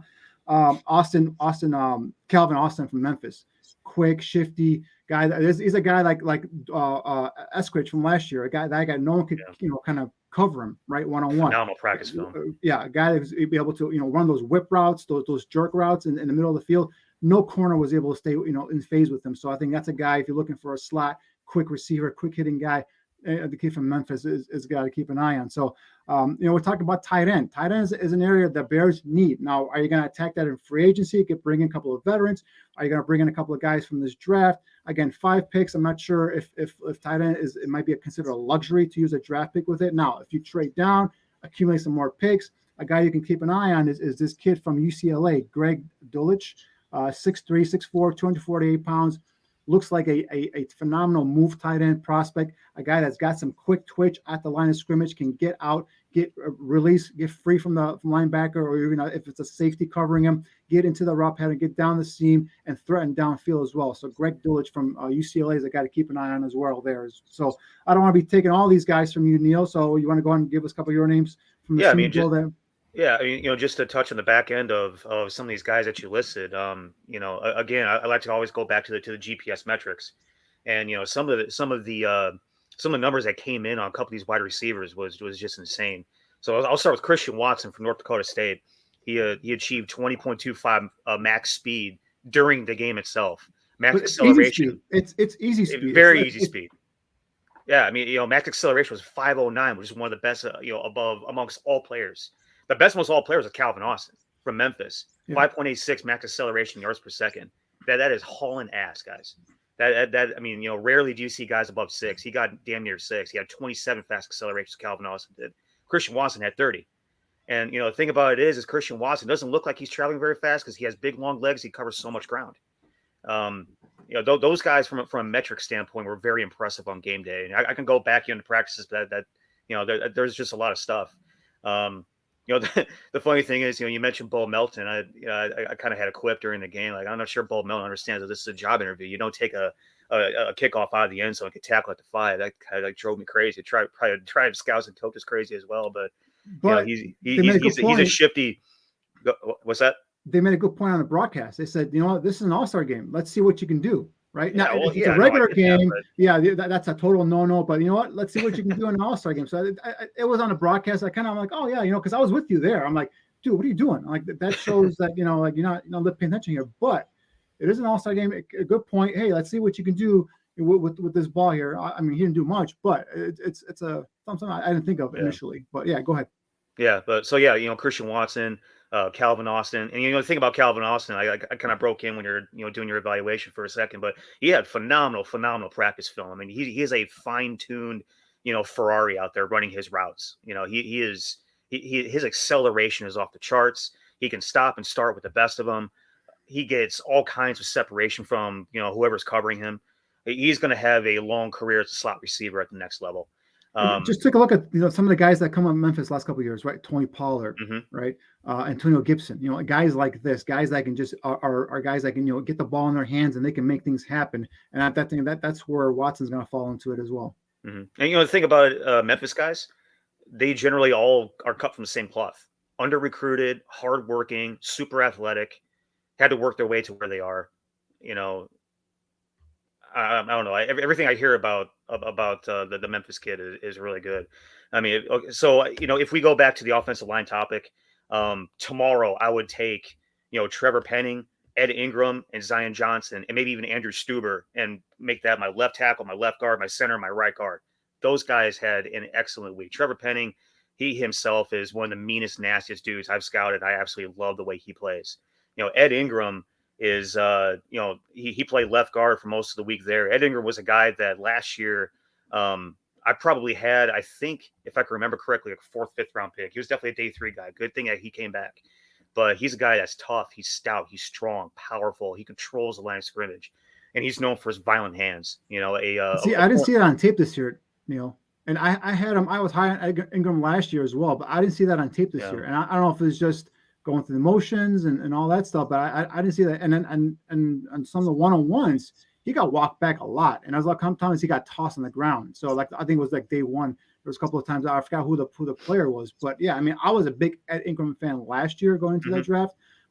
He kind of turned me off. His tape turned me off a little bit this year. So if you're talking about like day 3, yeah, definitely that guy with that kind of size, that kind of length, that kind of that stout body, the stout frame. I think he's a guy that could definitely make some damage there in the interior. In terms of defensive line, again, we talked about the Bears are looking for that 3 technique. Anybody stick out to you on a defensive line that'll fit that specifically that 3 technique for you besides Wyatt from Georgia? Not anybody that's going to be available in 3rd round. Go ahead and tell you that. The guy that was kind of like halfway intriguing was a John Ridgeway kid from Arkansas. Good size of 6'4 3/4, 327, big ass hands, long arms, 33 5/8 arms, 81 3/8 wingspan, quick and strong at the nose where he plays. He overpowers smaller, less powerful guards and centers. Is just my quick takeaway on that kid. But he had a really solid week. I didn't really see necessarily look at him as a backfield disruptor, so to speak, the way I would talk about a Perrion Winfrey, the way I'd talk about like a Neil Farrell Jr., a Devontae Wyatt, those type of guys. Even Fedarian Mathis, I don't think is really a disruptor. He's a strong, stout, interior guy that basically wins with size and strength, not necessarily with his ability to, mix stuff up. Eric Johnson was the one that really stood out to me, to be honest with you. Eric Johnson from Missouri State. Yeah. 6'4 1/4, 300. He's just raw. You give him to a defensive line coach, a good one, is going to be able to coach him up and teach him. But real quick on Winfrey, I know he was the MVP of the game. I know one-on-ones he dominated. I think he helped himself tremendously during the week. But you put on his tape, I don't think he fits. And again, everyone's going to say ball players doesn't make a difference. If he's a dude, he's going to fit on your team. But I think Winfrey, he's way too stiff for me in terms of lateral agility. He's more of a north-south player. He's powerful at the point of attack. Can probably get stronger there as well. I mean, he was dominating one-on-one tackles, but what he was mostly doing was just bullying these guys, getting inside their chest plate and walking them back, into the backfield. So, and that's what he did in the game as well. So I think as a 3 technique, I don't think he fits the scheme specifically. Well, I'm curious on your take on that one. Would you argue that he's more of a Eddie Goldman type? Well, see, Eddie Goldman's more stout versus the run, right? So if you put on his Oklahoma tape, I mean, he's getting washed out by guards. He's getting pushed out. Again, no lateral agility. Looks like he's got some lower body stiffness there as well. So moving east and west is going to be hard for him. So if he doesn't beat you initially off the snap with his strength, with his power, with his length, he's pretty much done for the rest of that series or that particular play in terms of him. But now again, hats off. The guy dominated, like I said, no doubt. Absolutely. Dominated one-on-ones, had a hell of a game. I love his intensity. I love his want to. Like, he's a guy, I don't know if you remember that series. I believe a guy like caught my eye was Logan Hall from Houston. There was that Cole Strange, the center from Tennessee Chattanooga, called out Logan Hall. That dude plays ass off. Called out Logan Hall, and then Logan Hall went back at him, beat him, wisely. But then who's back there cheering him on, huffing and puffing? Is Winfrey. So he's a guy that brings that spark attitude that you want on your defensive line. I just don't. I put on his Oklahoma tape, and I'm like, this guy is too stiff to play in this defense, in my opinion. But now you put him in the old defense. You put him as a 5 technique, kind of like a Akeem Hicks. Now you got a simple player, right? There's obviously you do need to move laterally, but not so much as a 3 technique where you got to be twitched up. You got to be a quick twitched interior defensive lineman. Winfrey is not that. Yeah, I think what we're getting at is that there is no perfect fix coming out of any of these bowl games. Number Right. one. And then number two, I think what we're also getting at is that this is a position that is very unique. And it's going to be tough to find that guy. There aren't just Warren Sapps growing on trees. Or Tommy Harris. Remember Tommy Harris? I was about to say Tommy Harris. There also isn't Tommy Harris is growing on trees. This guy is a special type of breed of dude that is really. I mean, you think about the big time playmakers of this offense. It's the strong safety. It's the will. It's the 3 tech. And so we got to find the special dude at all 3 of those positions for his defense to really go and kick ass on a weekly basis. That's going to be the big challenge for Ryan Poles. Right. Although this guy does not fit the 3 technique, or he's more of an edge guy, and he's not a guy that I don't think the Bears would even have a shot at, or even would get with the current roster with Mack and Quinn. But Johnson from FSU was a superstar at this whole entire week. I ended up, I think, missing at the last practice. Didn't even play in the game, I don't believe. But he's a guy that he had the ankle coming out of day 3. He had the ankle, and his agent said he can play, but he decided, or his doc said he could play, but his agent told to shut it down. He catapulted himself. If there was any doubt, if he was on a border first, second round, he's entrenched mid to late first round area. So Jermaine Johnson from FSU, the guy was just, in terms of, he could beat you with power. He could beat you with quickness. He had a spin move on a one-on-ones. That was just sick in terms of the way he can go in and just kind of play with these offensive linemen at the Senior Bowl. The guy was definitely a beast down there. So I think he impressed everyone. You touched on linebacker. The guy that caught my eye was a guy I was looking at, obviously coming into the Senior Bowl. Again, going back to the SEC, going back to my stomping grounds, and that's Channing Tindall from Georgia. I think his speed. We talk about play hard, play fast, play physical. I think he brings all 3 of those intangibles. And that's something I'm going to be talking about a lot, guys, is what Alan Williams said. Play fast, play hard, play physical, because that's what they're going to be looking for. They told us the blueprint for the players they want, especially on defense. And I think that's something that we're going to be looking at. And Channing Tindall fits that. He's a little undersized at 223. He's more like a tweener in terms of body type, or there's a safety or a linebacker. But I think you put on a couple, 10 to 12 pounds of good weight on him. I think you're looking at, I get, worst case scenario is a strong side linebacker. Best case scenario, he's a guy that can potentially be a weak side linebacker in this system. So that clip on special teams was, special. Running down the field, going from the hash to the sideline, the closing speed to get the ball carrier. He really jumped off the film on that one play right there. Was really where I said, wow, that's a dude. And you always know you have one when you go and look at one play, and be like, yeah, that's a dude, right? Yeah, the other linebacker that kind of left was Brian Asamoah from Oklahoma. Yeah, you know what? Go ahead, finish your. I was going to say, like in the practice film, I don't watch too much of the game tape on it, but in the practice film, he looked like a guy that could play that Mike position. He kind of did remind me of Alec Ogletree a little bit in terms of how he's able to cover, his ability to flip his hips. He's got to do a better job of dropping. Like, he would not keep his eyes in the backfield while he was dropping. He was looking to the point, not the quarterback. Right. So he's got to be coached up a little bit better in terms of his pass coverage. But the way he moves, the way he's able to swivel his hips, the way that he could play in space, he's a guy that I could see playing that Mike position in this defense and do a good job at that position. See, for me, he's not physical enough. To me, he's a weak side linebacker, possibly, add another 10 pounds on him. He's physical. I mean, he's quick. He's athletic, 6 feet. So he's right around that in terms of the size there. But again, he's a guy that can athletically get to the sidelines and make plays all over the field. His eyes are too slow for me in terms of diagnosing a play post snap. I'm going to go back to his Oklahoma tape. I had an agent hit me up early on in the year and say, "Hey, what do you think of Oklahoma?" I think he's got day 2 potential, but I think he's playing like day 3 guy, and the guy agreed with me. So he's a guy that his play speed. What I mean by that, guys, is he doesn't have it in terms of the linebacker position. You got to be able to kind of see what the play is developing as the ball is snapped, and kind of know where the ball is going off of your instinct, off of your tape study, and he's just slow. You can just see that he's just a tad, a second or two just slow. He's more reactive than being proactive in terms of making these plays on the. But hell of an athlete. Again, if you can get him into your system, add some weight on him, coach him up, could potentially be looking at a guy that's going to be able to be a starter for you down the road. But yeah, definitely a guy, athletic, I love. But I have questions about him, especially, and again, only got 5 picks, man. I'm not going to be taking chances on guys that might, turn to be a special teams guy or something like that. I want guys that are going to come in and hit. So, moving on to the secondary real quick, although I don't know if we're up against the time or not, but this guy, I got to talk about this guy, and that's Jalen Petrie from Baylor. Absolutely love this kid. Now, my problem with him is I don't know what to do with him because he's not big enough to be a safety. And if you watch Baylor, they have him playing covering the slot most of the time. And they use, I think, I forgot the name of that position. I don't know if it's called star or whatnot, but he's a guy that's always coming in off the edge, physical for a guy that size. He's only 5'10", 196 pounds, short arm, about 30-inch arms, 3-year starter, 2-time academic all Big 12. So the guy's got a head on his shoulders. The 2021 Big 12 Defensive Player of the Year.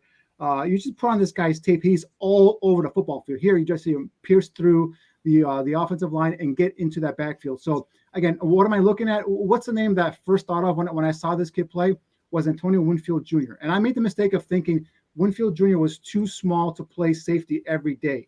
And I think that was a mistake that I learned from because, these type of players, as long as you put them in positions to succeed, and if we take these coaching staff, this new coaching staff at the word, they can get out, they can find a place where they can put this kid to go ahead and be a disruptor, if you will, into that backfield. Again, he plays slot. You see him covering tight ends. You see him covering slot corners, slot receivers, but he's more of an off guy. He's not a guy that I don't see him in phase downfield a lot, right? He's more of an off coverage guy. So that's why they're kind of projecting him now at the next level as a safety. But again, physical as heck, fearless as heck, all over the football field. He's probably going to run a low 4.4, high 4.4 at the combine. He's going to athletically probably test off the chart. So again, he's a guy to me that really caught my eye. If you take a look at his stats, this guy's he had 4 forced fumbles within the last 2 seasons. You take a look at his tackle numbers. I mean, 195 tackles. He's got 36 tackles for loss, guys. He had 18.5 tackles for loss just last year. He's got 8 sacks in his career and 4 interceptions. So again, you put on his tape and you cannot take your eyes off this kid. And that to me tells me he's a dude. I just don't know where to line him up at the next level. Mm-hmm. He's got those characteristics that the Bears coaches have been talking about, a passion for the game, never loafs. You would have a great loaf score because that's going to be a big topic of discussion with this new Bears coaching staff. I wonder if we're going to be privy to these loaf metrics that they've developed on players. If not, we'll make up our own here week to week as we watch the Bears unfold in the 2022 season. This has been outstanding stuff, guys. You guys are the absolute best. We've got Danny, you've got 3 minutes, and then if you have questions, I'll stick around a little bit longer. If you have questions, all right, yeah, let's answer some questions and let's do it as quickly as possible. Let's start off with Ravi asking, "What's the deal with Sky Moore? When I do mock drafts, the guy falls." You guys have any thoughts on Sky Moore? I don't. Neil, do you got anything on Sky Moore? I was going to lean on you for that one. I haven't no problem. Ravi, admittedly watched anything on him. Yeah, Ravi, we'll have a response Western Michigan guy on the next show. Yeah, I believe he's from Michigan. Toa asks, "What do you guys think of Alec Lindstrom? Maybe middle round, second best center in the draft. So, do you think if he fell to number 39, would you be interested? Too high, 39. Okay, 39. He's probably a round 5 guy for me. Oh, 5 or 6, somewhere in there. Yeah, he's smart. He's a guy that's gonna be tough, and he's gonna fight you tooth and nail. Typical, Boston College interior lineman. But he's a guy that doesn't have the physical traits that you look for to be a starting center right away. But he's a guy that can come in and probably win a job eventually. Think of a more tougher, more smarter. And I shouldn't say smart. That's unfair. In terms of a center that we have currently on our roster. So I think he's a guy that could come in and compete, but second round, not pick 39, that's way too high for Lindstrom. I do think he's one of the top centers in the draft for sure. But for me, that kid from Iowa is a top center right now. Yeah, I think we're going to have a pretty good indication of what the Bears are going to do at the center position right after free agency. I've sent a highlight on my free agent list. Guys that they can look at. Ben Jones from the Titans is a guy you can take a look at. The kid from the Ravens is a guy and a former Alabama player, and his name is drawing a blank now on his name, but he's a guy that you can look at as well. I know a lot of people want Ryan Jensen from the Bucks. I think he's going to cost a lot of money. Again, we got so many holes to fill. Only 5 draft picks. We're going to have some cash in terms of under the cap, but you got to spend wisely. You can't go out there and make those big splash. Like I heard someone on Twitter say, "Oh, Devontae Adams." You guys, get that out of your mind. That's not going to happen. That should not happen, right? Devontae Adams should not be on this. The Bears are not a Devontae Adams away from winning the Super Bowl. It's not going to happen. Not even the kid Godwin from Tampa Bay. He's not even a guy that I would go after. You're looking at guys, guys that are kind of getting into their second, contracts here, like a guy like DJ Shark is a guy that you could bring in.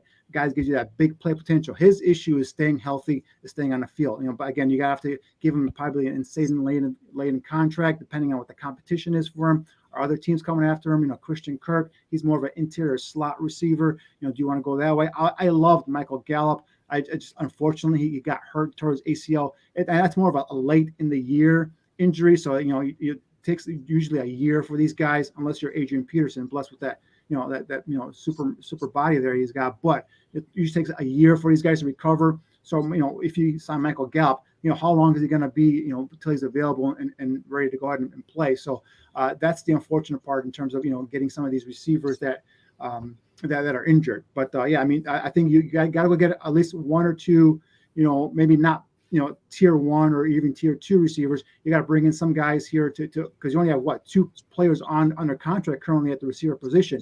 But I think the draft is something where you're going to go and draft 1 at least and bring in 1 or 2 in terms of free agency. I was really upset when Ryan Pace did not pick up Rasul Douglas from the Arizona Cardinals practice squad. The Green Bay Packers did, and Douglas was a big factor for the Packers in the second half of the season. Came in and made big play after big play. Now he is a free agent. What do you guys think about Rasul Douglas? I like him.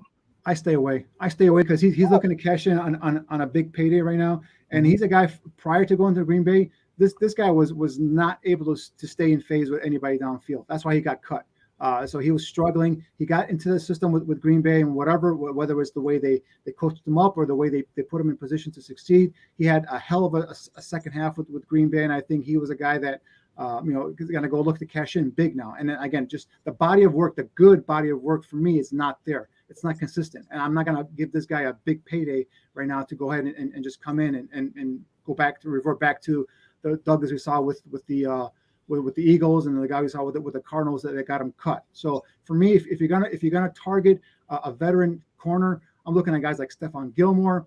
If you want to go with bigger in terms of money, yeah, exactly. You have to pay for him, right? So but again, even with Rasul Douglas, he's coming off of a great season. I believe he made the Pro Bowl if I'm not mistaken, right?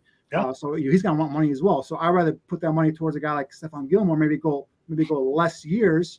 Or maybe go less years with a guy like Gilmore, but pay him like that. Was it $10-15 million, whatever he's going to be asking for. But other positions, you guys, I've been doing some free agent look as well. If you want to look at linebackers, right? Neil and I were talking about linebackers here fitting this system, right? Because we're going to need linebackers, guys. I think right now the only way we're going to have Alec Ogletree is gone. He's not going to be on this roster next year. I think they're going to flip Smith out to weak side linebacker. So I think the middle linebacker is open, and I think strong side linebacker is going to be open. So guys to keep an eye on: Anthony Walker Jr. used to be with Northwestern, was drafted by the Colts.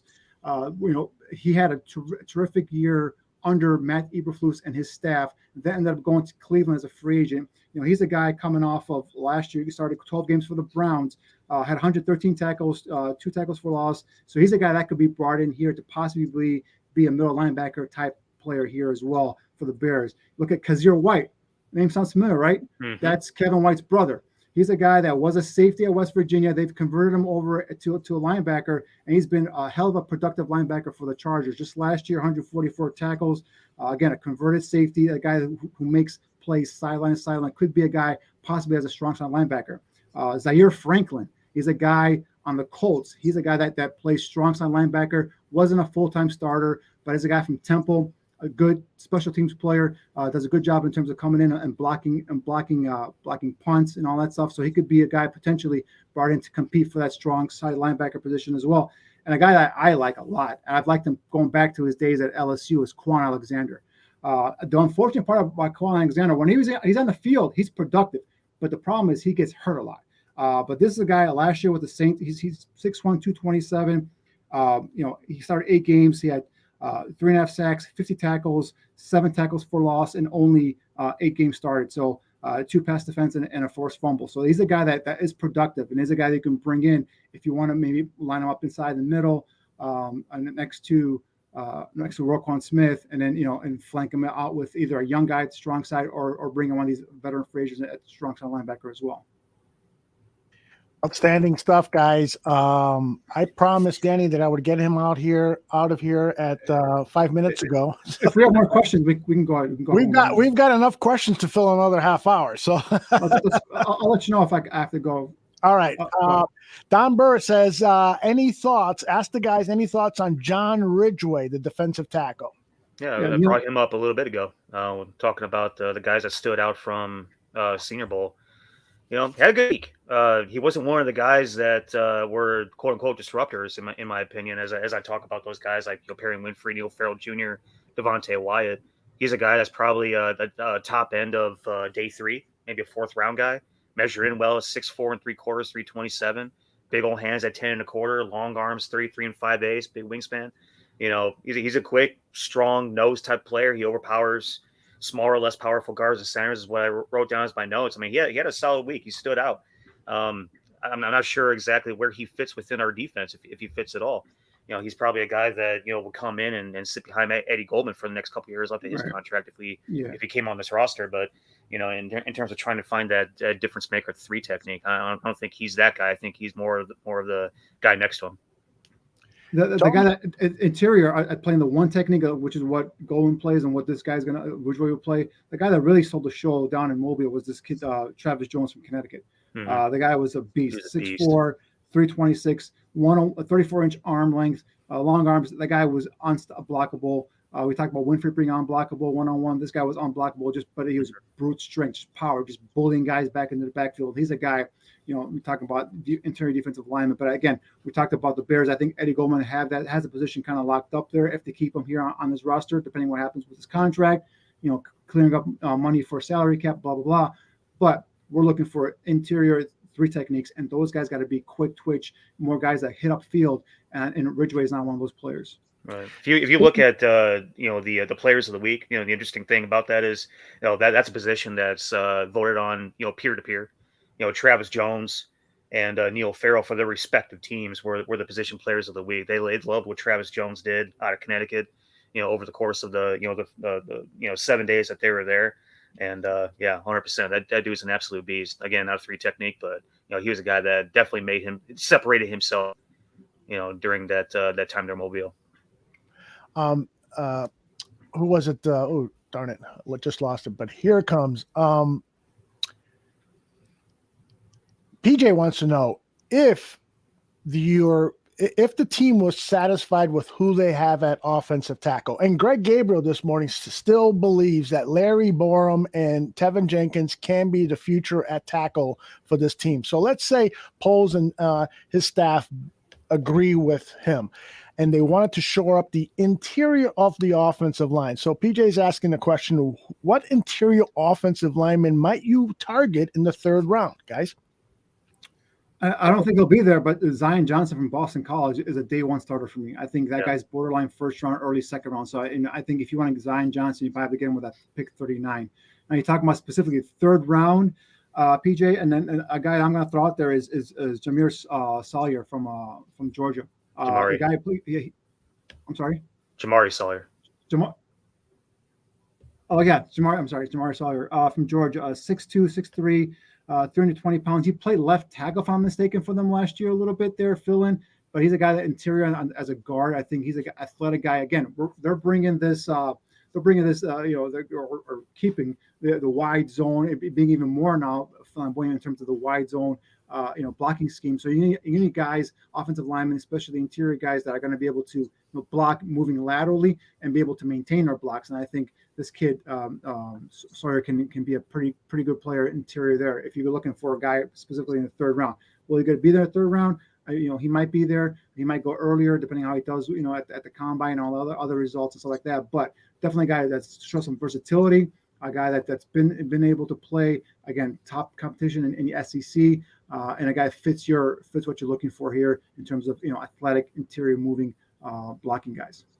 Yeah, he's definitely an interior guy. I feel like he would fit in really well at right guard. Just me personally, I feel like he was a little bit top heavy, to begin with, but like he strong, powerful dude. Practiced really well. Zion, man, going into the week in Mobile, I thought that he would, he probably had second, third round, draft grade going into the week. He definitely separated himself a lot during the week. He was the overall practice player of the week, guys. In terms of the peer voted on awards, he was the overall practice player of the week. And the way that he conducted himself over the course of the time in Mobile, the way that he practiced, the work that he put in. And you look at the traits he comes in with anyway, it's just the athleticism, the strength, the intelligence, got leadership potential. And he's also a guy that has played multiple positions at Boston College as well. He played left tackle during the 2020 season. He played left guard during this season. He's a guy that'll play any position that you want him to play just because that's the way that he is. He was taking snaps at down Mobile as a center too. He was playing center. Yeah, he's staying after practice, making the bus wait on him so he could take practice snaps at center and show that he he's going to put in the work. The kid's just freaking impressive, man. Yeah, that's a day one starter all over. Yeah. The one that I think that could rise potentially is I touched on him extremely briefly when I was going over the offensive line standouts from the Senior Bowl, but the Andrew Stuber kid from Michigan was really interesting to me. I think he's a mid-round guy. He's a guy that 6'6", 327, 10 1/8 hands, 34 1/8 arms. He's just big in his measurables, and he's got, like I said, great size and length. He's balanced, very stout at the point of attack. From a foot standpoint, he could pick him up, put him down. He's not special athletically, but damn, the dude gets it done. He was just incredibly strong and stout, during the one-on-ones and even like during the game, for the most part, over the course of time in Mobile. I thought he was a guy that I didn't really know too much about that really kind of stood out to me. His length and his size surprised me. I thought he was going to come in shorter than that in terms of arm length and size, but he has offensive tackle measurables. But then they kicked him inside at guard, specifically at guard, the entire week, and then asked him like, why are they playing him at tackle? He goes, the scout told me, he's like, do you want him to protect your quarterback's blind side potentially? Because he's not fast enough. He doesn't have the foot speed, the lateral agility to be able to stay out there on the island by himself. So that's why he's been kicked out inside the guard. So yeah, he's a guy. Again, Michigan guys, what are they? They're physical. They're stout at the point of attack. They're guys that can move guys off their spots. We just talked about the Bears possibly probably utilizing kind of what the hires they've made and some of the stuff they've said. They're probably going to be on that wide zone, and you guys have to be able to move laterally. And I just don't think Stuber fits that profile in terms of interior guys for the Bears scheme. Yeah. Joel has a good question. He says, "What do you guys think is the one wide receiver we have to at least come out of the draft with? David Bell, Dotson, Tolbert, Pickens. Which of those guys would you say, man, we got to come out of the draft with one of these guys?" I'll take any one of those four guys you just mentioned there. I think David Bell is a terrific receiver out of Purdue. He's a guy that's going to probably be in that top of that second round. I've seen some mock drafts with him in the bottom half of the first round. I think he'll last in the second round. Again, depending on what he runs at the combine.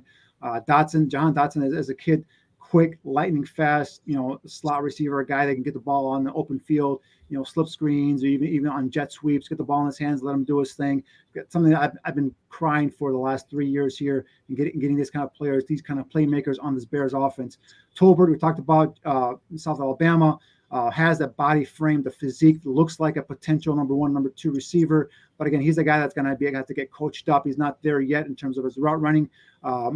Has pretty good hands, but you saw some drops, some bobbles there at the Senior Bowl. And George Pickens is a guy that I've loved a long time. Had some issues off the field, nothing crazy, but had some I believe it was disciplinary issues off the field at Georgia.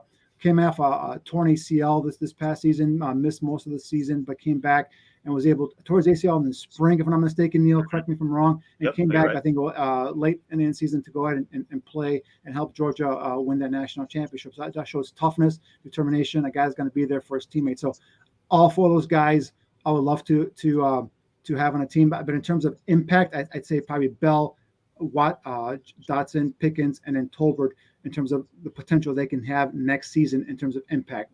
That's how I'd rank them.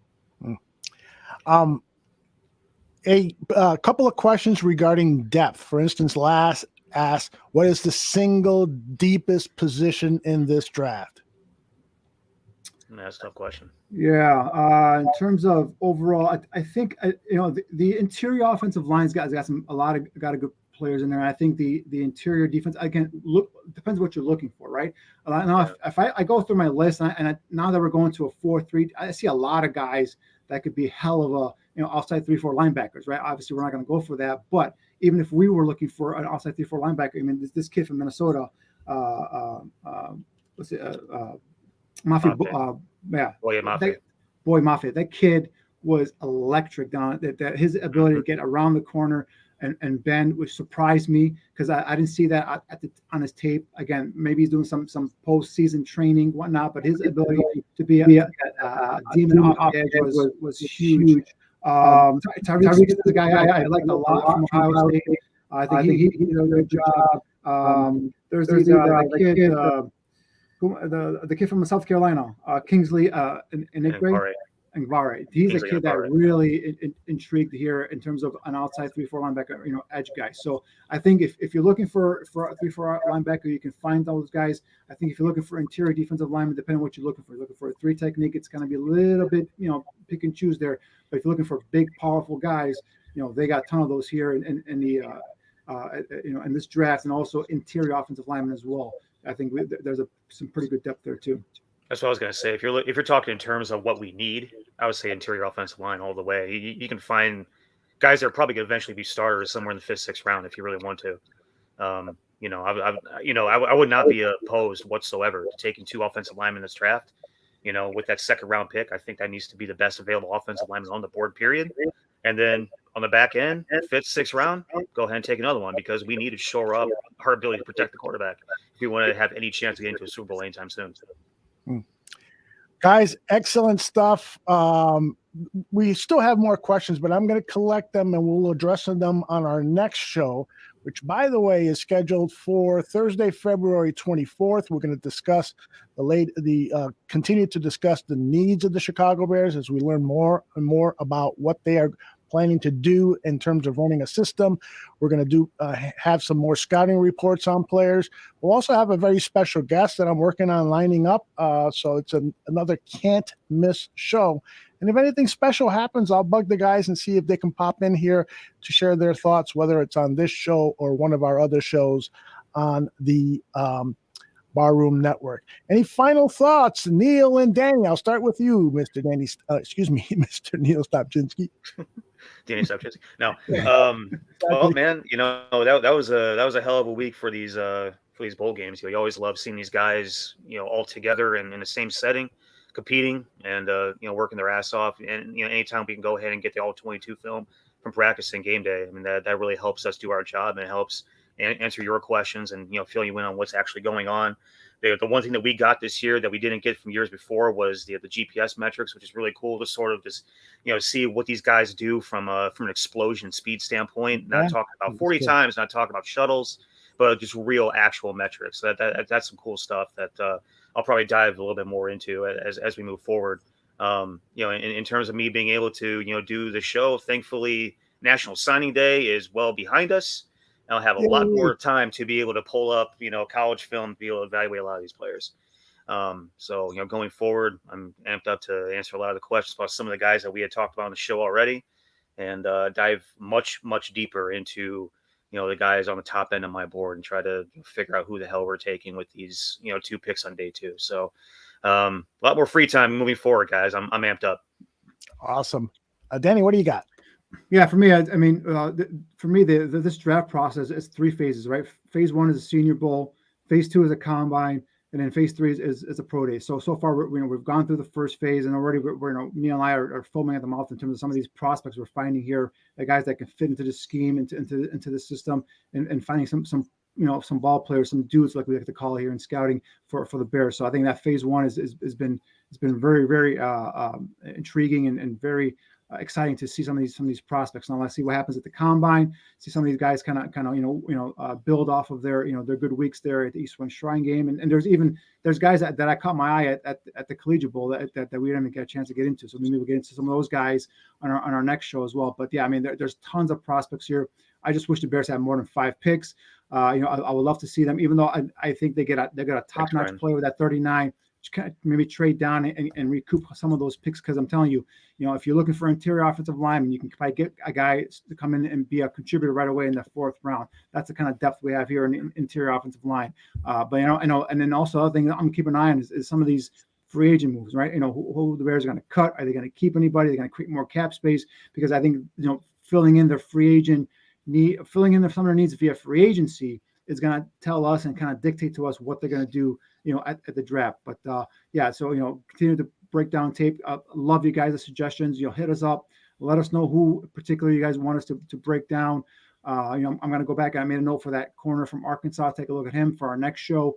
So it's definitely going to go ahead and give you guys some of those reports as well. But yeah, we love you guys when you guys participate and give us who you guys want.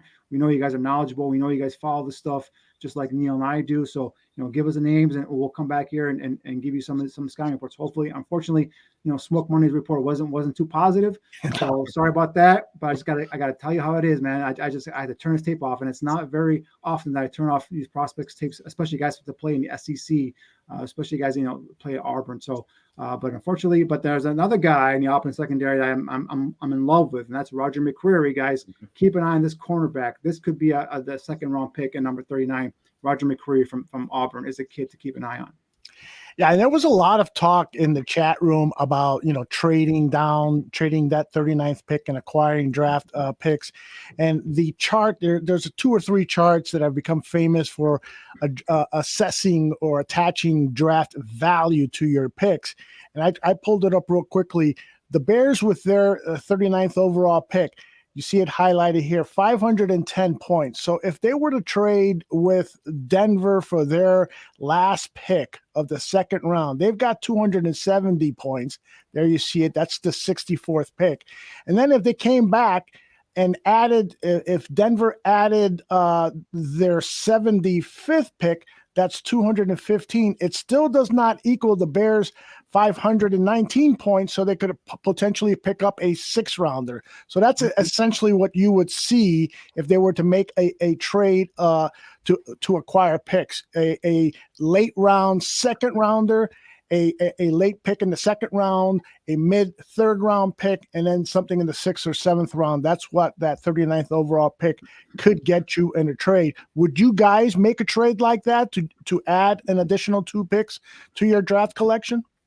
I would. I mean, obviously, depending on my board, right, and seeing what I'm looking at here, because I'm going to assume that our board fits what the Bears are looking for, right? We're talking about receivers, we're talking about offensive linemen, we're talking about interior offensive linemen, tackles, inside linebackers, corner. There's so many needs here that you're if you drop back that far, you're going to be able to find players. Now, there are certain positions where you might be, it might be barren, right? If you're looking for a starting safety, you might want to, if you are targeting starting safety, which they might not be doing, but I'm just saying that might be an area where you might want to, if you see a guy that's high on your board, a guy you potentially had going bottom after the 1st round, for whatever reason, he drops in the top of the 2nd round, and you value that position, your staff values that position, then you might stay there and make that pick. But although you know me, I love picks, man. I think more swings at the plate is the best chance for you to hitting a home run. Right? Even if you hit doubles with those extra picks in a 3rd or 4th round, those are still players that are going to be able to come in and contribute on your football team and give you great depth, possibly turn potentially into a starter. So I think these are like I said, more swings at the plate is what I'm looking for. So yes, I would do that move because I think what they're going to be looking for is going to be a receiver. And I think if you drop down to the bottom of the 2nd round, you're still going to have a shot at getting one of those 4 receivers that we listed earlier. I would probably go the route of trading players for picks if there is anybody worth trading in terms of salary cap and also what you get back for picks. I wouldn't trade picks for picks. You're never going to get value for your players, your veteran players on the roster. Well, yeah, but I mean, the point is that we have an issue right now where we need immediate contributors, and you're going to get that, with round 2 picks. You're going to get maybe like special teams or backup, contributors in, on day 3, and that's what you really look for. Hopefully, one of those guys hit. Like our corner from Oregon. He could be potentially a starter on this upcoming season's roster. Based on how he performed towards the back end of the year, and how he could potentially develop under this staff with a full season's worth of OTAs and training camp, and nothing's being affected by COVID. Yeah, I mean, I think Thomas could be a guy that could be the opposite side of the field starter at corner from Jalen. But for me, I'm not trading picks for picks. I don't need more 6 rounders. I want more stuff towards the front end of the draft. That's just me. Although just proposed a trade here was you're going from 2 players in the top 100 to possibly getting 3 players in the top 100, which is what you want. You want players in the top 100. So that's where your stars are going to come in from. So that's the trade there, is where, you're going to get a 6th-round pick to kind of make that trade balance out. But you're going from 2 players in the top 100 to 3 players in the top 100, but you're dropping down quite a bit. And again, some of the positions they're looking for: interior lineman, wide receiver, possibly a linebacker could be available in those late second, those 2-round picks. Sorry. Wow. Okay. Holy cow. What was that? I opened up a window, and it, of course, ran some ad that sounded like it was from another planet. So I don't know what that was all about. Sorry about that. And let me interrupt and just say, who was it that asked this great question? Tony says, last question, would Fields have been the number 1 overall pick this year? And the answer to that is no, because the Jaguars have the number 1 overall pick, and they have Trevor Lawrence. So that's why. But would the team have traded up? For example, would the Texans have traded up? Would the Giants, with the 2 first-round picks, traded up to take a Justin Fields number 1 overall? I think he would have been a top quarterback, and obviously we know quarterbacks are going to be flying off the board. So yes, Tony, my opinion, Justin Fields would have been the first overall pick in this draft. Maybe not by the Jaguars, but maybe by another team that's going to be looking to trade up and going and making that pick. Guys, Kenny Pickett's going in the top 10. You know that, right? Mm-hmm. The kid from Pitt is going to go top 10 because the need. Not that he's a top 10 player, but he's a good player. He's a good prospect, but with potential. But he's a guy that position, they need quarterbacks. And whether it's Denver, if they don't get Aaron Rodgers, whether it's the Giants at 5 or 7, one of those teams I think is going to, if another team maybe moves up in the bottom of that half of that first round and go up, there's Russell Wilson trade rumors, right? There's Jimmy Garoppolo trade rumors. I mean, who knows how this is all going to shake out by the time the draft comes around. But if you're Pittsburgh, do you go all out and get the guy that was in your backyard, Kenny Pickett? Now they use the same practice field as the Steelers, the Panthers do as well. So do you go get that guy? Do you go get Russell Wilson? Do you go and try and get Aaron Rodgers to come in? It's going to be very interesting. I can't wait till free agency starts and all the tampering and all the rumors come out, because how that free agency shakes out, it will tell us how the first round is going to shake out, and then more importantly how it's going to shake out for the Bears that are going down. Excellent stuff. I can't wait for the next time we get together. But until then, Dan Aguirre and I will be here tomorrow night, and we're going to talk crap. He had a date this weekend on Valentine's Day, so we know we're going to hear about Dan's sex life on our show, because not only do we talk football, we talk about his sex life. So that music was for Dan's show tomorrow? That's right. You tune it up. That's right. And I'm still working with Greg Gabriel. He might make a second appearance this week, but don't worry about that. We're going to have plenty of football talk this week and in the weeks ahead. The season does not end here at the Barroom Network. These guys are great. Danny Shimon, you can follow him on Twitter at DShimon56, and Shimon is spelled SHIMON. And Stopczynski, Niel Stopczynski, you can find him at Twitter. I'm going to try to spell this, Neil. NIELSTOPCZYNSKI.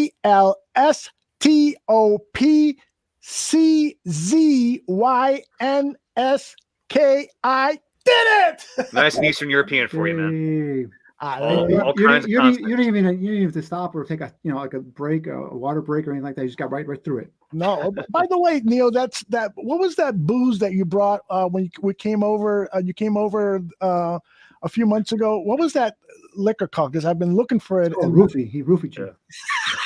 That's why I can't remember what happened. Yeznovka. It's a Polish blackberry brandy, and yeah, me and my family and friends back home, we drink that stuff to celebrate and to toast to holidays and just gatherings of any sort that's worth celebrating. So that's a special kind of stuff that we break out for those kinds of occasions. Polish blackberry brandy, you can find it at Benny's. They have it, and go into one of the Polish neighborhoods in Chicago. They'll probably have it on deck. So that's where I grew up. I grew up on Milwaukee Avenue. So right by where I live right now. That's right. I got my ass kicked plenty of times by Polish guys. So that is it for our show tonight. Thank you for all of the great comments and interaction in the chat room. Those of you listening on demand, make sure you subscribe to our YouTube channel if you want to interact with the guys and ask them questions. If you subscribe to our YouTube channel, you will be alerted when we are live, and then you can pop in and ask your questions. If not, you want to continue listening on audio, you can find us on iTunes, Podbean, Spotify, you name it. We are there. Barroom Network. Thanks again, fellows. We'll talk to you soon. Bye-bye.